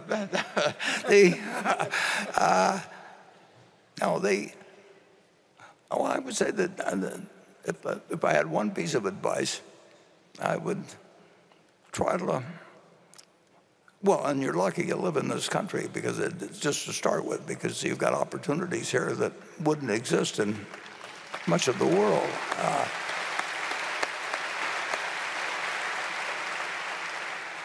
But I would like you to really sort of use Charlie's advice of thinking how you like your obituary to read, and then start selecting the educational paths, the social paths, whatever may fit your particular situation in terms of associating. And perhaps, certainly in my day, it would have been marrying the person that would best help you do that. Well, Charlie would say you were offering some similar benefit to the partner, and the opportunity in this country is basically limitless.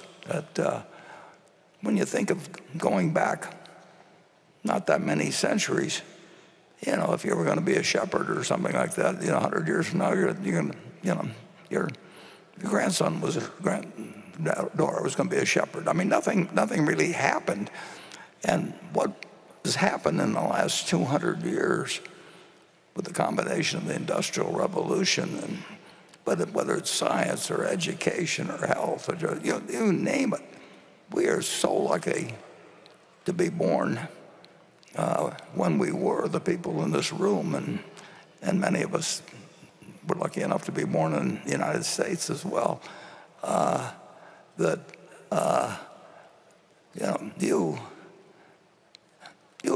You're entering the best world that's ever existed, and you want to find the people to share it with and the activities to participate in that fit you.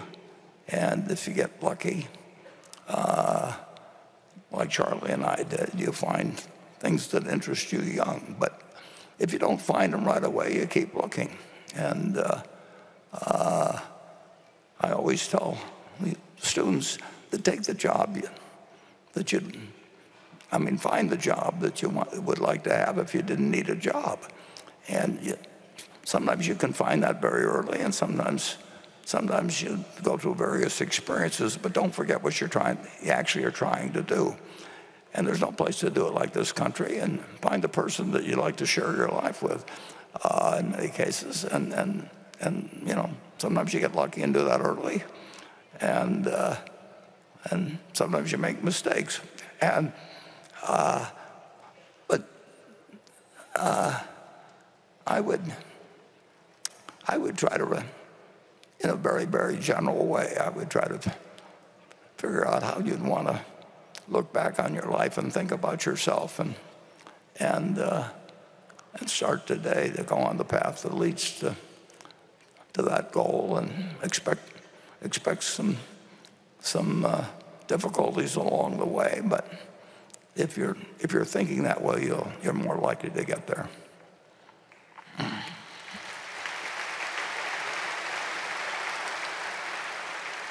Becky? This question comes from Axel Meyerseek in Hamburg, Germany. What has changed for Berkshire's operating CEOs since Greg Abel and Ajit Jain became vice chairman? For example, can and do the operating CEOs still reach out to Warren Buffett directly? Well, that's the answer might surprise you, but they overwhelmingly, the operating executives, they prefer to talk to Greg or to Ajit, and that's understandable, because I don't really do much, and I don't operate at the same level of efficiency that I would have 30 years ago or 40 years ago. I don't know the managers as well as I would have when we were smaller, and when I could get more accomplished in a day than I can now. And when you've got somebody like Greg and Ajit, why settle for me? I mean, basically. So it's worked out extremely well. I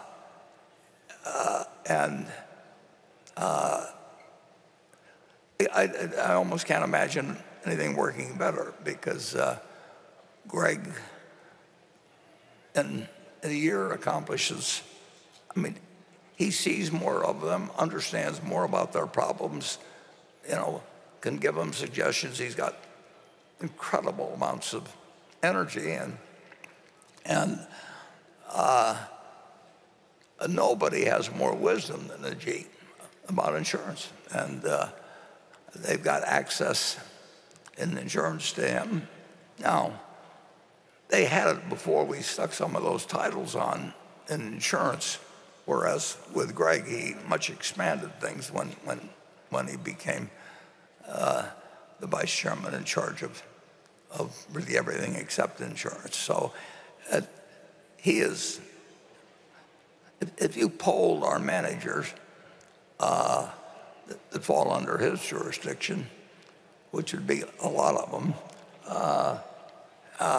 they would much prefer to, unless, like a few, they weren't paying as much attention to their business, and I wouldn't do anything about it, but Greg would, and they still like it when he does it. He can deliver news very well to people who, there'll be some people, if you have 20 children and you're very rich, you'll have some that will be go-getters anyway, and you'll have some that won't. And we are a very, very rich company, and we don't. We haven't had a history of being very tough on people that coasted, and we've had some that would do that, and Greg will do something about it, and Charlie and I wouldn't have. Not because we didn't know it should be done, but because we were doing so well ourselves and everything. It just wasn't. We wouldn't make the effort. We didn't want to change our lives that way. Plus, we slowed down in various ways physically and everything. So I would say that the number of calls I get from managers is essentially awfully close to zero, and Greg is handling those. I don't know quite how he does it, but we've got the right person, I can tell you that. And with the Jeep, he does less physical moving, and the insurance people are more used to working with the Jeep, obviously, over the years. So I wouldn't say that changing the title really changes much there, because he was in charge of insurance anyway. So that's, you can go to a business school and they can give you way better answers than I've just given you, but that's the way we do it at Berkshire. He raised his hand. Yeah, if I can add a comment. From my perspective, the transition has worked out very, very well. But I think the credit really goes to how Warren has handled the situation. And what I mean by that is, after the transition was announced, and a lot of the operating managers they were used to calling Warren directly on some issue or the other. After the transition, when they would continue to do so, Warren would very skillfully, in his manner, handle them, such that he would not answer what they were looking for, but at the same time made them feel good and told them that he sort of enjoyed hearing from them and talking to them. So as a result of which, the transition took place. People got the message. They got the message and were very responsive to it. And it's a non-issue as far as today is concerned. Ajit, I'd probably add, Ajit, the only thing I would add is we do have an exceptional set of managers across both the non-insurance and insurance. And yes, Warren made it incredibly easy, but so did they. It was a very easy transition because they cared deeply about Berkshire, they cared deeply about the culture, and they very much wanted it to be a success. And we're fortunate to have those managers in insurance and non-insurance. So thank you. Yeah, what Greg is talking about is they really wanted more direction in some cases than I gave them. I just sat there reading the Wall Street Journal or whatever, and Greg is, there, one way or another, there are more than 24 hours in his day, and I just don't know how he covers the ground he does, but he knows more about the people. We got the same feeling in terms of judging the attractiveness of businesses and making capital decisions and that sort of thing. But he's willing to work. I mean, and I couldn't get as much done anyway. What I could do in a couple of hours, may take 8 hours now. I just don't read as fast and different things. But it's working very well, and this place, if anything happened to me, it would be working extremely well the next day. I don't get any phone calls. You could actually, we can rig something up so we got some answering machine that people think I'm still around, or something. In terms of so anyway, that's much less than you'd learn in business school, but that's the way we do it at Berkshire. Okay, station 8. Dear Warren, Greg, and Ajit, thank you for having us. Your teachings have not only made us better investors, but more importantly, better people. Thank you for that. My name is Rajiv Agarwal, and I am from New Jersey. I run an India-focused fund called Dudarshi India Fund. My question is related to India. Indian economy and Indian equities have done quite well in the last 5, 10, 20 years. It is the 5th largest economy and will be the 3rd largest in the next few years. My question is Berkshire actively looking for opportunities in the Indian equity market, and what will allow you to buy anything meaningful there? Thank you. Yeah, well, it's a very good question, and obviously India, I'm sure there are loads of opportunities in a place like India, and the question is, do we have any advantage in either insights into those businesses or context that will make possible some transaction that where the parties in India would particularly want us to participate. I would say that that's something that a more energetic management at Berkshire could pursue, because we do have the reputation now. Berkshire is known, not like it's known in the United States, but it's known around the world, and our Japanese experience has been fascinating in that respect. So there may be an unexplored or unattended to opportunity in that area. I'm not the one to do it, but that may be something that in the future it might be opportunities. There are opportunities. The question is does Berkshire have some kind of advantage in actually pursuing those opportunities particularly against people that are using other people's money where they get paid based on assets managed or something of the sort. I mean, there are plenty of people in the game who buying and running businesses that do not really have our philosophy. I mean, they're going to get rich no matter what happens, and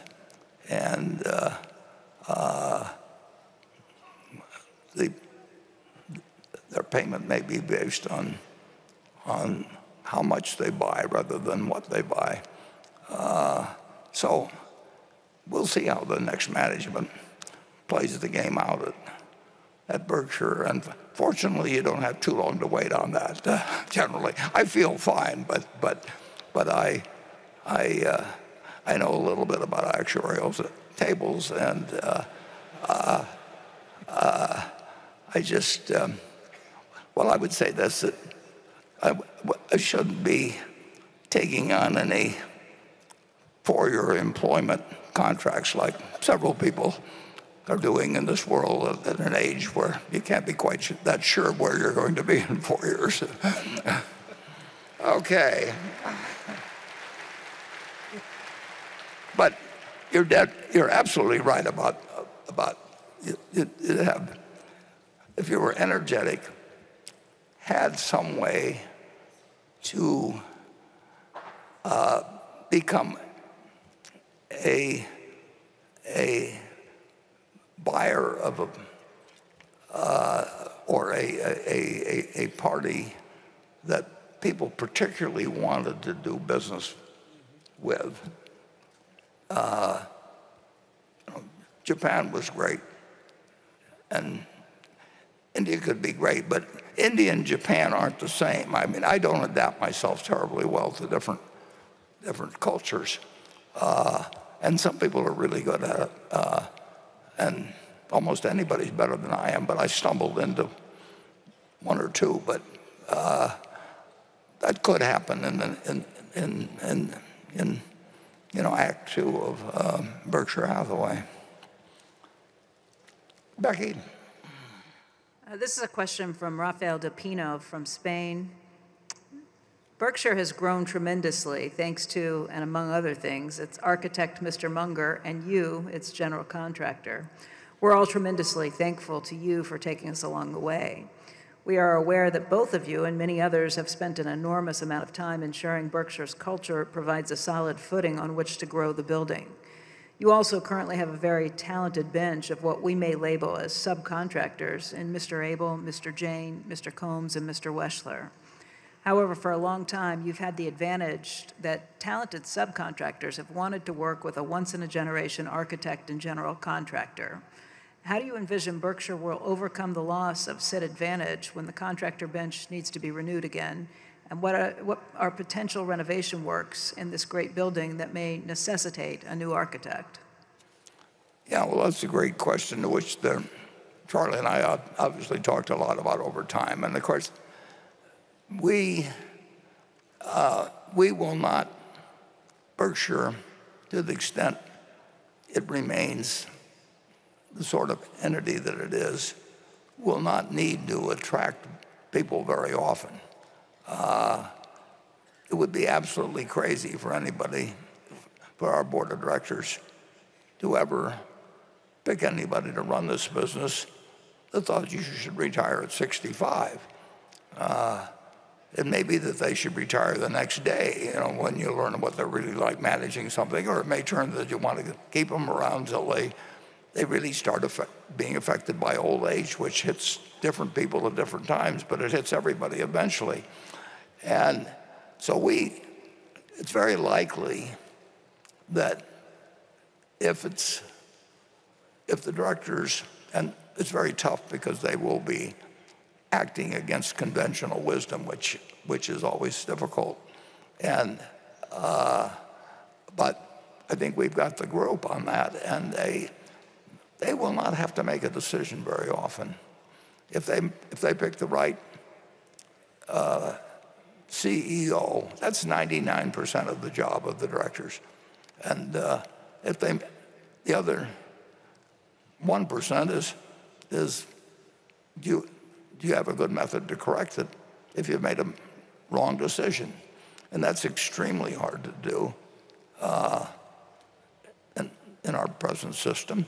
It's not impossible, but it's just not something that happens. It's too good a job to be a director to try and throw over somebody, particularly if you can use the money from directorships and you want to be on other boards and everything. We do not have a perfect system in terms of boards of directors at all, and it doesn't operate at all. Well, I shouldn't say at all, but it doesn't operate as people may think it generally operates. So we will, we've really got the problem solved for the next 20 years unless something untoward happens. And if something untoward happens, then the directors need to find, probably within our own organization,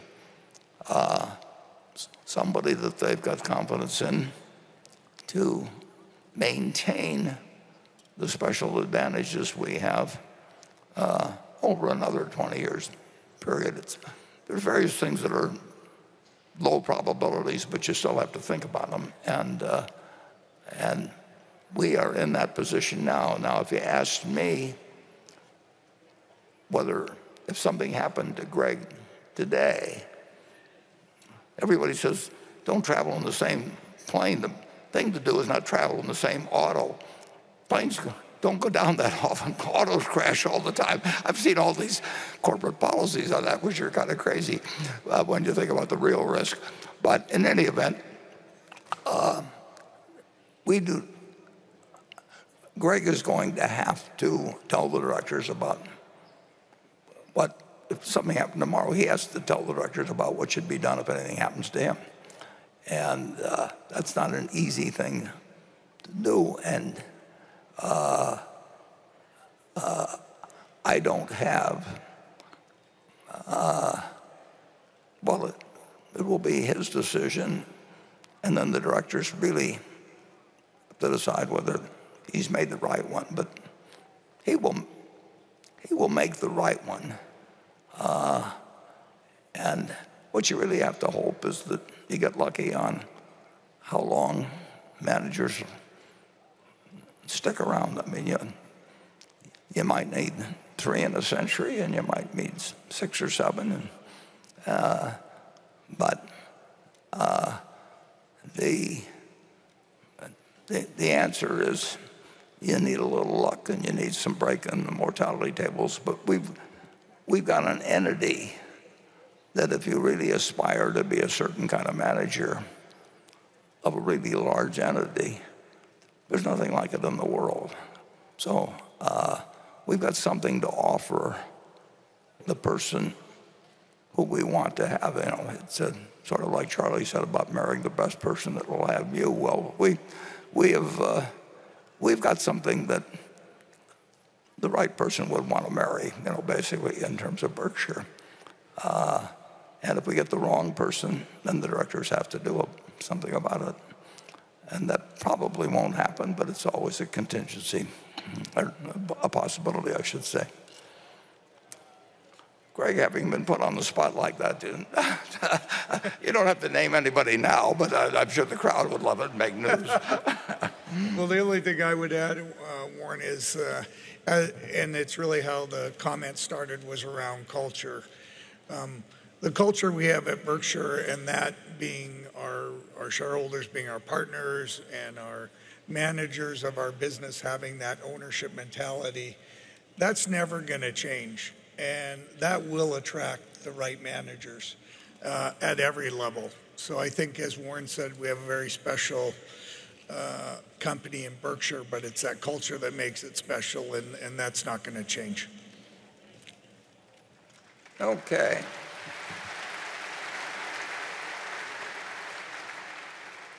Station 9. I'm never sure where 9 is. Hi, I'm Sherman Lam, a Berkshire shareholder, and I work for a family office in Kuala Lumpur, Malaysia. Just really happy to see you, Warren, and the team. And where I come from, you're a hero. And both you and Charlie have positively transformed mine and many, many other Malaysians and Southeast Asians' lives, not only financially, but also in how we navigate our lives and relationships. Thank you very, very, very much. Well, thank you. Thank you. That makes us feel good.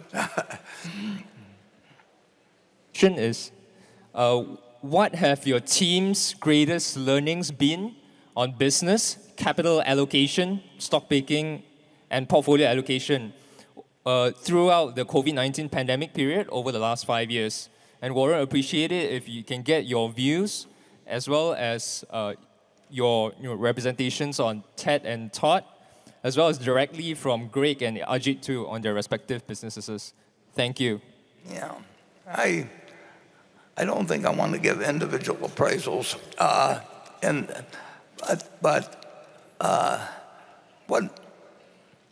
what you're doing is in terms of capital allocation, which is my job.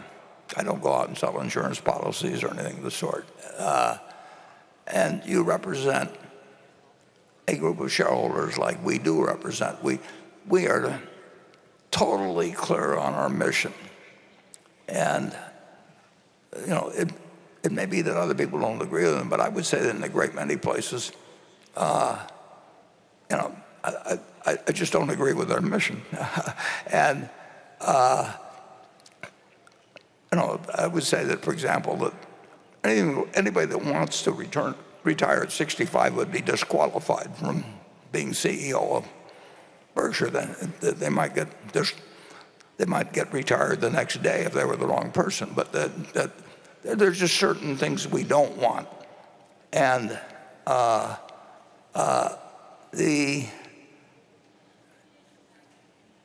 we're well fixed now, and that the odds are very good, but far from certainty. That takes care of the next 20 years. Now, but you have to provide for the contingency, and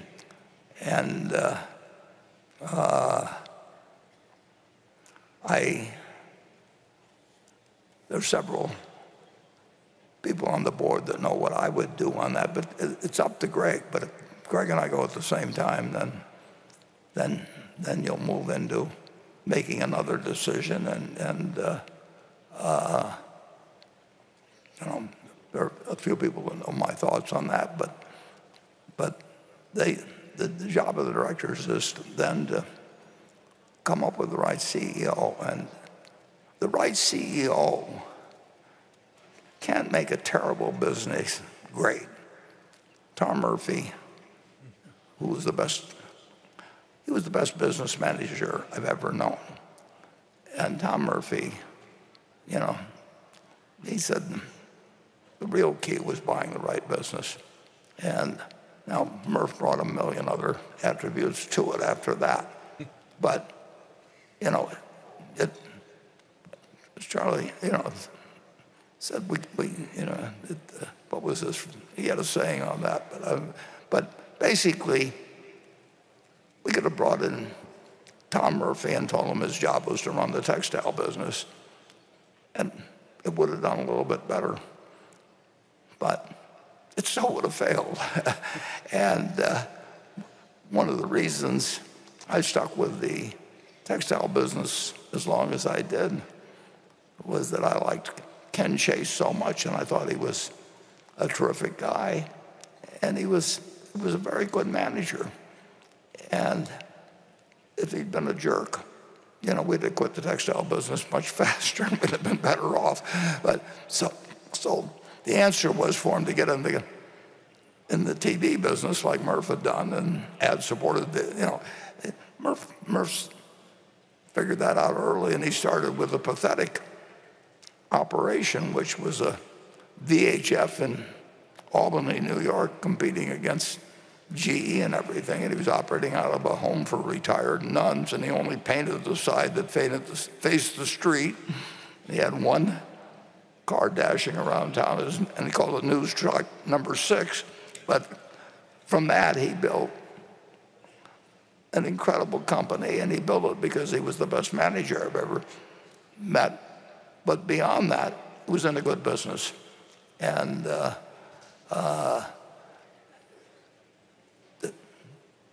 key will be to find another Tom Murphy and then hand him a bunch of good businesses, and he or she will know what to do with it. Now, that's not as precise as you would get in most companies, but you really can't get more precise than that. I mean, you can have committees and management consultants and everybody, but it wasn't a management consultant that hired Tom Murphy, and I forget whether he was doing, his sales volume was a couple thousand a week at first, and then as soon as he hit, that was his goal, or he got to 2,000, he says, now my goal is 3,000. And he kept doing that, and he surpassed all these people like CBS and ABC that had the world by the tail.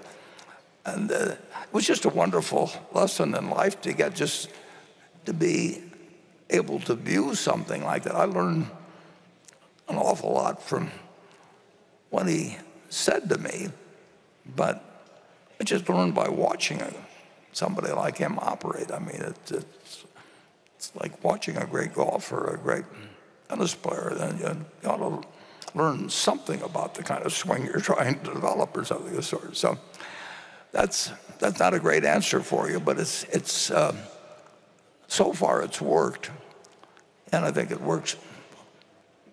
I'm very sure it works with Greg, and it's up to people in the future when, I'm underground or wherever they put me, to really make a decision every 20 years or something like that on average. It's the right decision, but correct it if it turns out to be the wrong decision. That's what a board of directors is for, and we've got the people on the board that really understand that responsibility. They take it seriously, but they don't take themselves too seriously. And So therefore, they don't necessarily want to do a lot of things just to look busy. And they aren't using us as a stepping stone to get on other boards. But we've got people that really believe in what we're doing, and they're the ones that are going to have to make this place work. And if they got lucky on Greg's mortality, they can do just what Rip Van Winkle did and go to sleep for 20 years or so, and then make another decision. And Berkshire has every tool in the world available to be what it is now and continue to be what it is now. I mean, we've gotten from 20 million of net worth to 570 billion, and there aren't as many things to do, but we can do a few big things better than anybody else can do. And there will be occasional times when we're the only one willing to act. And at those times, we want to be sure that the U.S. government thinks we're an asset to the situation and not a liability or a supplicant. As the banks were, we'll say, in 2008 and 2009, they were all tarred with the same brush. But we want to be sure that the brush that determines our future, is not tarred. And I think we're in the. I don't think anybody's got a better position to do it than Berkshire.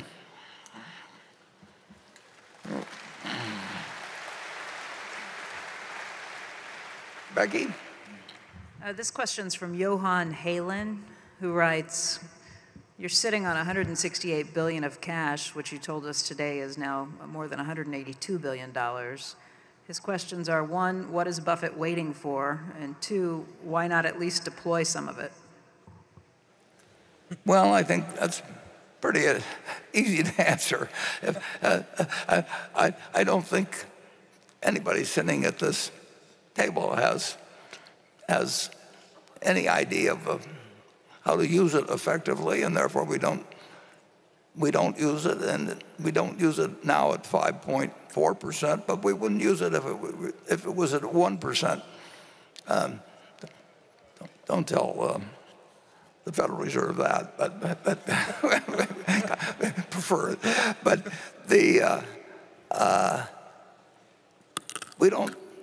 we only swing at pitches we like, and if anybody tried to swing at every pitch, or felt that because they hadn't swung at a pitch for the last two pitches, they ought to swing at the third one or something like that. There are times, and obviously, but I would say this: I would not like to be running 10 billion now. 10 million, I think Charlie or I could earn high returns on, because I think there are just a few things that happen on a very, very small scale. But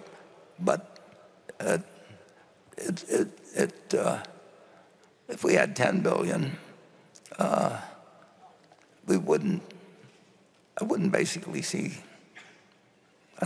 many more opportunities than we found. Now, it's true that something like Japan we could have done if the company had a 30 or 40 billion, and we'd have had great returns on equity. But if I saw one of those now, I'd do it for Berkshire. It isn't like I'm got a hunger strike or something like that going on. It's just that things aren't attractive, and there's certain ways that can change, and we'll see whether they do. Okay, station 10. Mr. Buffett, this is an incredible meeting that you host every year. My name is Sean Cawley. I am a real estate agent with Berkshire Hathaway Home Services in Arizona and California. My mother, Cindy, my brother, and my 2 sisters all sell real estate with Berkshire Hathaway Home Services for many years. We love being a part of the Berkshire family, and along with the 70,000 other agents that sell real estate for the company. Mr. Buffett, Home Services of America recently settled our class action lawsuit regarding commissions for $250 million last week. This dollar amount's about $100 million more than Keller Williams, $166.5 million more than Anywhere Real Estate, which is Better Homes and Gardens, and Coldwell Banker. As a realtor with Berkshire Hathaway Home Services in multiple markets and a shareholder who's been coming to this meeting for 15 straight years, that's one of the reasons I got involved with real estate is because of this meeting. What are your thoughts on buying and selling a home in light of this recent settlement? And maybe ask the note to Greg and Ajit too. Would you consider a Berkshire agent when buying your next home? Well, I don't buy them that often, as some people have noted, but I certainly would consider them. But I'd say the probability of that happening is low. But and I really appreciate the fact you've joined up with us. But I'm going to, in terms of the settlement, I mean, Greg kept me informed, but I turned it over 100% to him. So, Greg, you want to talk about it? Sure. So thank you for you and your family for being an agent and working for our company, Berkshire Hathaway Home Services. I think there's a few questions in there. One, there's no question the industry will go through some transitions because of that settlement. Ours and every other major player in the industry settled. The National Association of Realtors settled for more than $400 million. So effectively, everybody was swept up in that settlement. And it did set the grounds for both home services and for the industry to move forward. There's a lot of changes that happen or are being proposed associated with that settlement. But the one thing that I think you hopefully would absolutely agree with, the real estate agent is still an important part of these transactions. It's the one time in our lives where we make these massive investments, and having that counsel and guidance is critical, and that's really what our business and those other businesses rely on. How the commission structures change and how it's negotiated, which is really what the settlement was. It was no longer that a buyer would automatically pay a commission agent to the selling agent. That now has to be negotiated. That'll impact things, but I think the realtors will continue to be a very important part of that, and I think home services in the industry will remain very relevant. And then the only thing I would share with our shareholders on a broader basis is that obligation resides with home services and can be met by home services. And that was an important condition because they were also pursuing Berkshire and Berkshire Hathaway Energy, and we said, you can pursue us separately, but that settlement will reside with home services and be an obligation of that. And they decided the ultimate settlement, and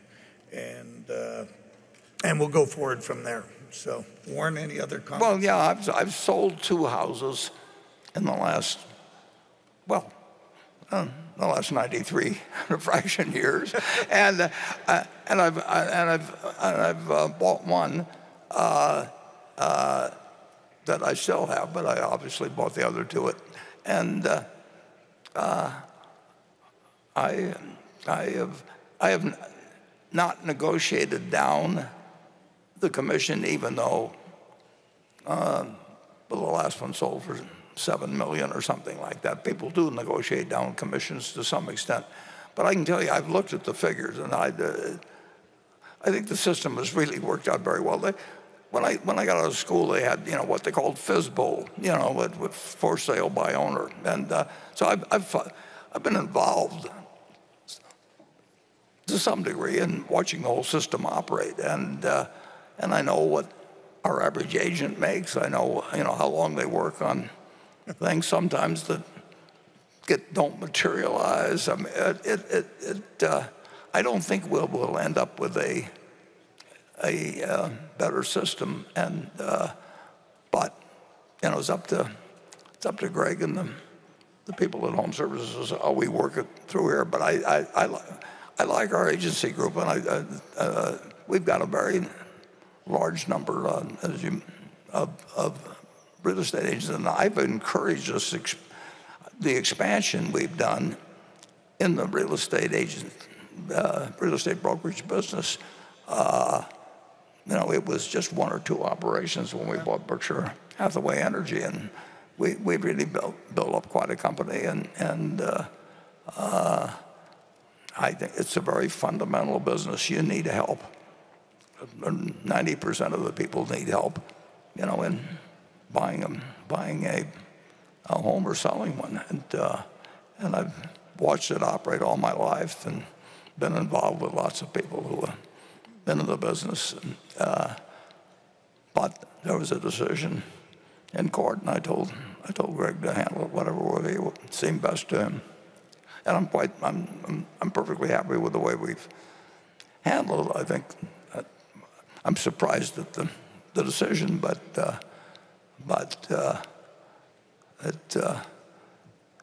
we get surprised in decisions in the insurance business lots of times. I mean, just think of the various things we've faced, and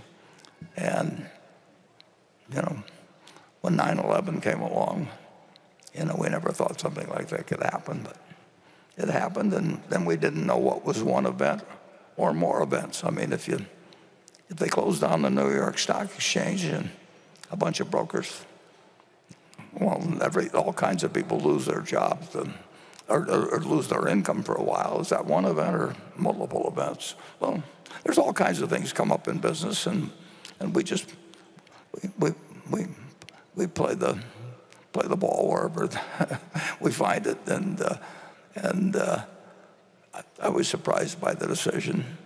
Was it in Missouri? Missouri, yes. Yeah, but we've gotten surprised by some other decisions, and we'll keep doing sensible things as we move forward. Greg, do you want to? Yeah. No, I think the only thing I would add back maybe to how the model has changed, and he asked one, yes, we'll always, I can't speak for Ajit, but we'll always use Home Services agents. But it's interesting, I have bought a home abroad because I lived over in the United Kingdom, in Newcastle, running our utility over there. And it is a completely different experience to buy a home outside of the U.S.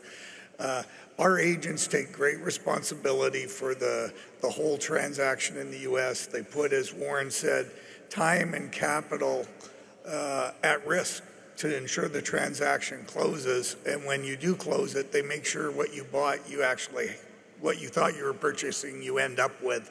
And that's not the way it is always around the world. And there are more affordable models, but it's the old saying, you get what you pay for. So I think our real estate agents still provide incredible value within our business. And as Warren touched on it, it'll survive. The form may be a little bit different, but there's no question it'll continue to thrive. Yeah, we still will want to buy real estate brokerages at the right price. And I hope we're bigger in the industry 10 years from now and 20 years from now than we are currently. And I did sell a house for $7 million, and I did not negotiate the 6% down, and I feel I got my money's worth and then some. And I'm cheap by nature, so it isn't I'm careless about it. I got my money's worth. And so let's move on to Becky. This question's for Warren and Ajit. It's from Jeff Oyster. As a Berkshire and Tesla shareholder, I would like to hear your thoughts on the potential financial effects to Geico, assuming Elon Musk delivers on his fully autonomous driving goal. On Tesla's most recent earnings call, Elon said, if you've got at scale a statistically significant amount of data that shows conclusively that the autonomous car has, let's say, half the accident rate of a human-driven car, I think that's difficult to ignore. Assuming Elon succeeds in reducing accidents by 50% versus human drivers, wouldn't auto insurance rates fall to reflect the reduced underwriting risk, thereby adversely impacting Geico's revenues and float and perhaps margins too? Well, yeah, if Well, let's just take the extreme example. Let's say there are only going to be 3 accidents in the United States next year for some crazy reason that anything that reduces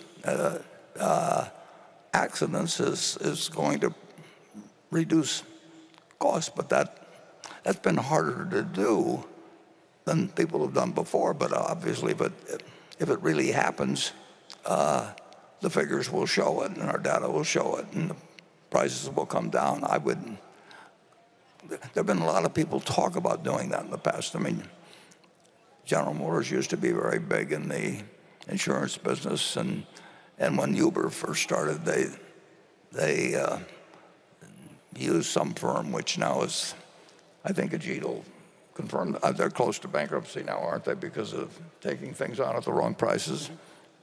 Is that true? Yep. Yeah. Insurance always looks easier than it is, and it's so much fun because you get the money at the start, and then you find out whether you've done something stupid later on. But it's a very tempting business when somebody hands you money and you hand them a little piece of paper. But really knowing whether if accidents get reduced 50%, it's going to be good for society, and it's going to be bad for insurance companies' volume. But good for society is what we're looking for. So far, you might find kind of interesting. I mean, the number of people killed per 100 million passenger miles driven. I think it actually was when I was young, it was like 15, but even post-World War II, it only fell to like 7 or thereabouts. And Ralph Nader probably has done more for the American consumer than just about anybody in history, because that 7 or 6 has now come down to under 2, and I don't think it would have come down that way without him. There have been some kind of fluke figures of what people did during the pandemic, which are quite interesting, because they didn't drive immediately. They didn't drive as many miles, but they drove more dangerously, didn't they? Yep. Is that right, Ajit? Yep. Yeah. So the point I want to make in terms of Tesla and the fact that they feel that because of their technology, the number of accidents do come down, and that is certainly provable. But I think what needs to be factored in as well is the repair cost of each one of these accidents has skyrocketed. So if you multiply the number of accidents times the cost of each accident, I'm not sure that total number has come down as much as Tesla would like us to believe. Tesla has been toying with the idea of writing insurance directly or indirectly, and so far it hasn't really sort of been much of a success. Time will tell, but I think automation just shifts a lot of the expense from the operator to the equipment provider. Okay, we're getting close to noon when we're going to break for lunch. I just want to tell everybody that I would appreciate it very much if they will get in their seats and be ready at 1 o'clock when we reconvene, because we will have another very short little movie, and we'll just have a little explanation of something that I think will be of interest, certainly of interest to me. But so I would like to, we will break promptly at 12, and I would like everybody to really make an attempt to be in their seat and quiet at 1 o'clock. And if you can't do that, if you'll wait a few minutes and watch in the halls and all that, but we do not want to be seating people and have people milling here at 1 o'clock. And just like a play in New York or something, it'll take a few minutes, and only a few minutes, to cover what we're going to at 1 o'clock. But we don't want to be seating people during that period. But now we'll go on till 12 o'clock, and then we'll have a break until 1 o'clock. and we will go to station 11.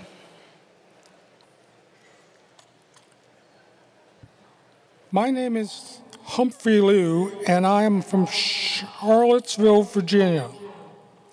I asked the question last year and wish to pose it again. It can be considered a follow-up. There is something to be said for traditions. It is the same question, but it is a changing and different world we are in.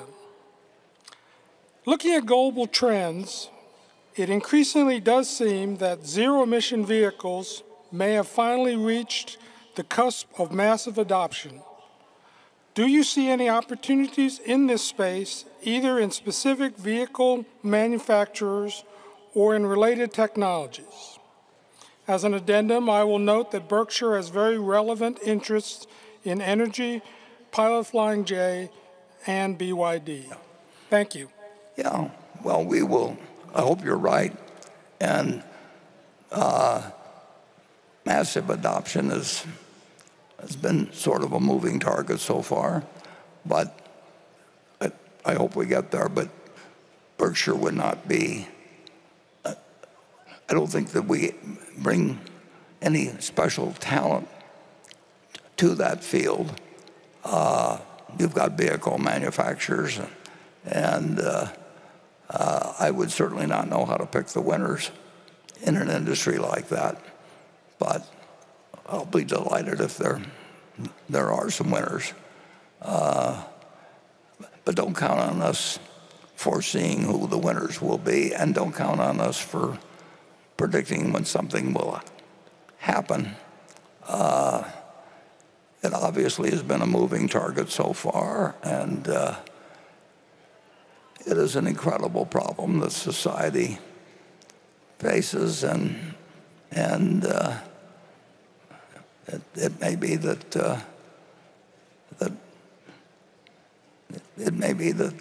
governments are not very good at solving it for a while. It's all of climate change it's got a terrible problem just in the fact that, in effect, that the United States particularly has been the one that's caused the problem the most, and then we're asking poorer societies to say, well, you've got to change the way you live because we lived the way we did. And,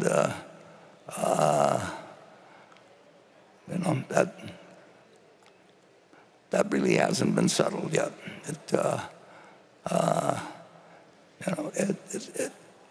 It's a fascinating problem to me, but I don't have anything to add to how you really slice through the world. When I was born in 1930, there were just essentially 2 billion people in the world, population statistic. Now there's 8 billion. Now, if you'd asked anybody in 1930, if you take the 50 smartest people in the world and you said, what's the optimum population for the world when you're 93 years old, they would have not said 8 billion. There wouldn't be anybody who would have been close to it. But we did it. Now, we're reaping some of the consequences of having done that. And we got the benefits in the United States. I'm exaggerating here to some extent, but the developed world basically got it, and then we're telling a whole bunch of other people that we want them to change the way they live because of the way they lived. We lived the way they lived. So we will see what happens with it, but that's a problem that is be very, very, very hard to solve among a couple hundred countries, and I really don't have anything to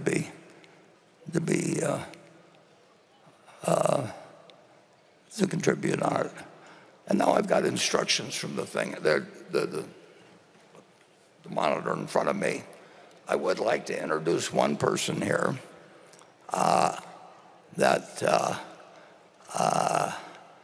has, you all know because she's been here so many times, but my friend Carol Loomis, who is now, well, she's going to be 95 on June 25th. You can send presents care of our office. And Carol has edited the Berkshire annual report.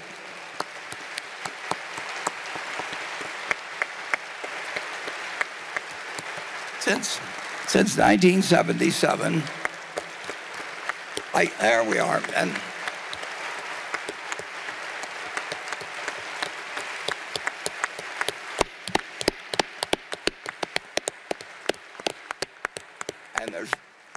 there are 2 points I'd like to mention. Every year, I give Carol a little item for a bracelet that is a replica of the front page of the report that year, and they're different colors and all of that sort of thing.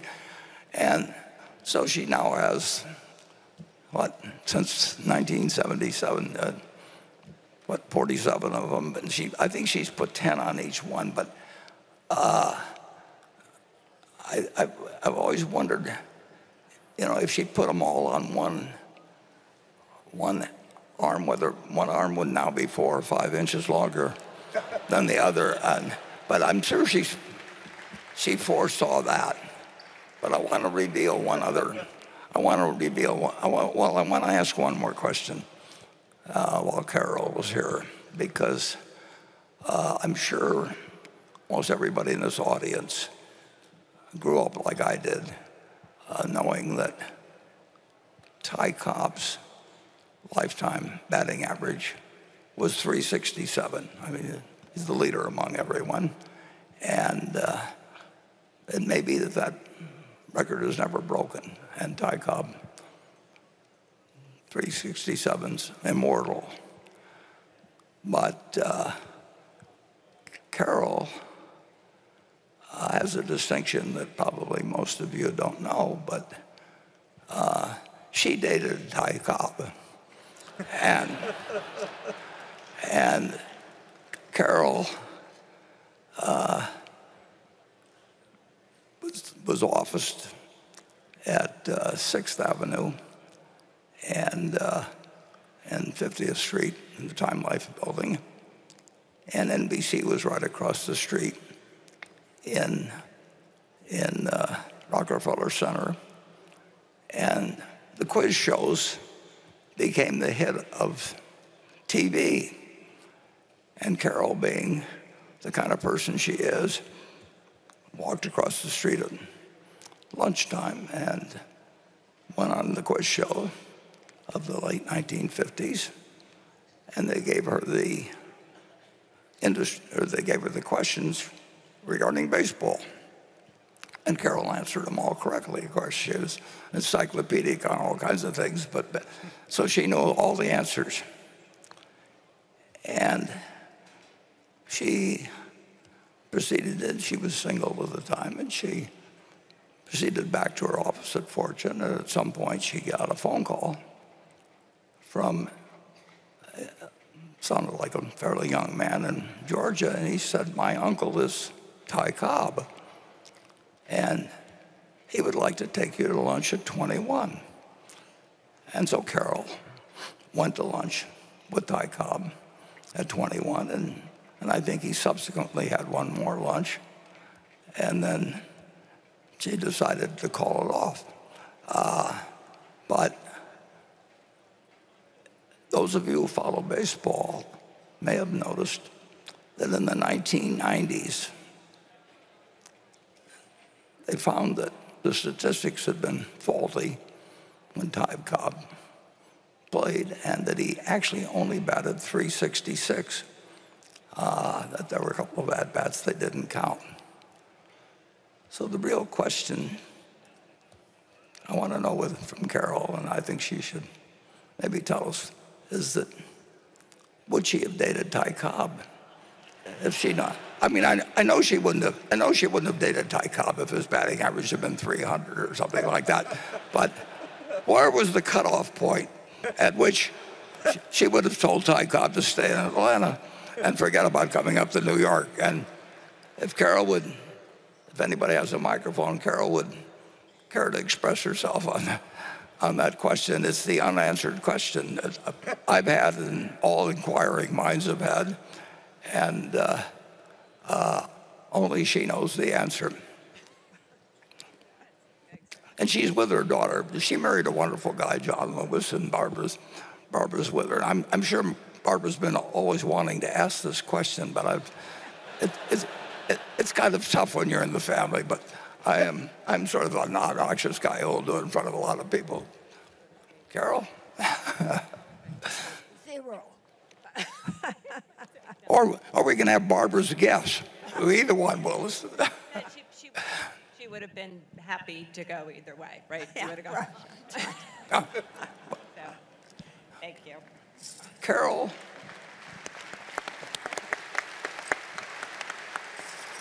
Carol is the best business writer. She comes from a town of Colcamp, Missouri. I don't know the population is around 1,000 probably.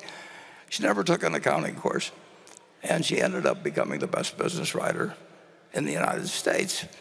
And she didn't want to be an editor, actually. I mean, she could have done other things at Fortune, but she just plain liked writing business stories. And like I say, nobody came close to her, and she started from scratch. But in 1977, I asked her to edit my report, and she turned out to be just as good an editor as she was a writer. And all the way through this year, including this year, Carol has edited the Berkshire report. And to the extent that anybody enjoys reading them, let's give a hand to Carol.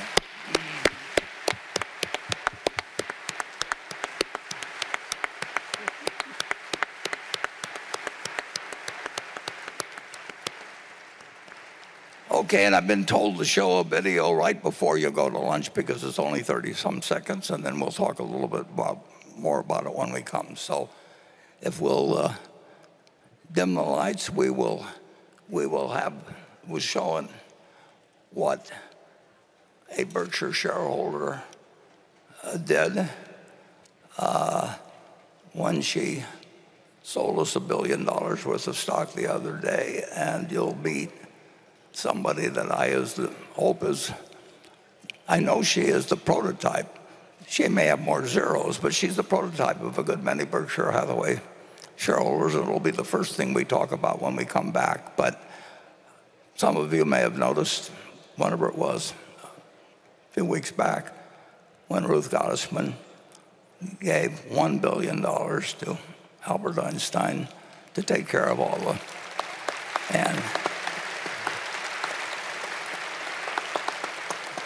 Ruth doesn't like a lot of attention drawn to herself, but here's how they felt at Albert Einstein when they announced that Ruth Gottesman had just made a decision to take care of all of the costs of education at Albert Einstein, and it's going to be in perpetuity. So let's just show the film.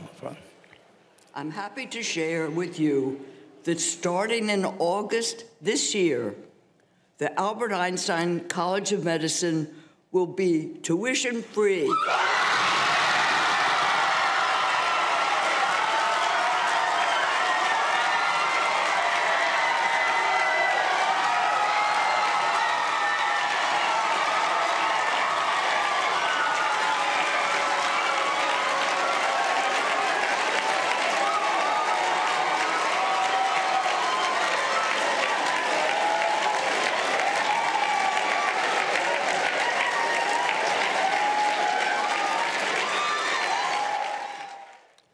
And that's why Charlie and I have had such fun running Berkshire.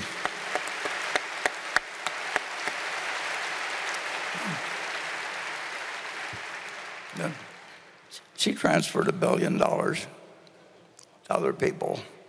She happened to do it with Berkshire stock. And they offered to rename the school after her and everything like that. But she said, Albert Einstein, that's a pretty good name to start with. So there's no ego involved in it, nothing. She just decided that she'd rather have 100 plus, closer to 150 eventually, students be able to start out debt-free and proceed in life. And she did it happily, and she did it without somebody asking, name it, put my name on all four sides of neon lights. And I salute her.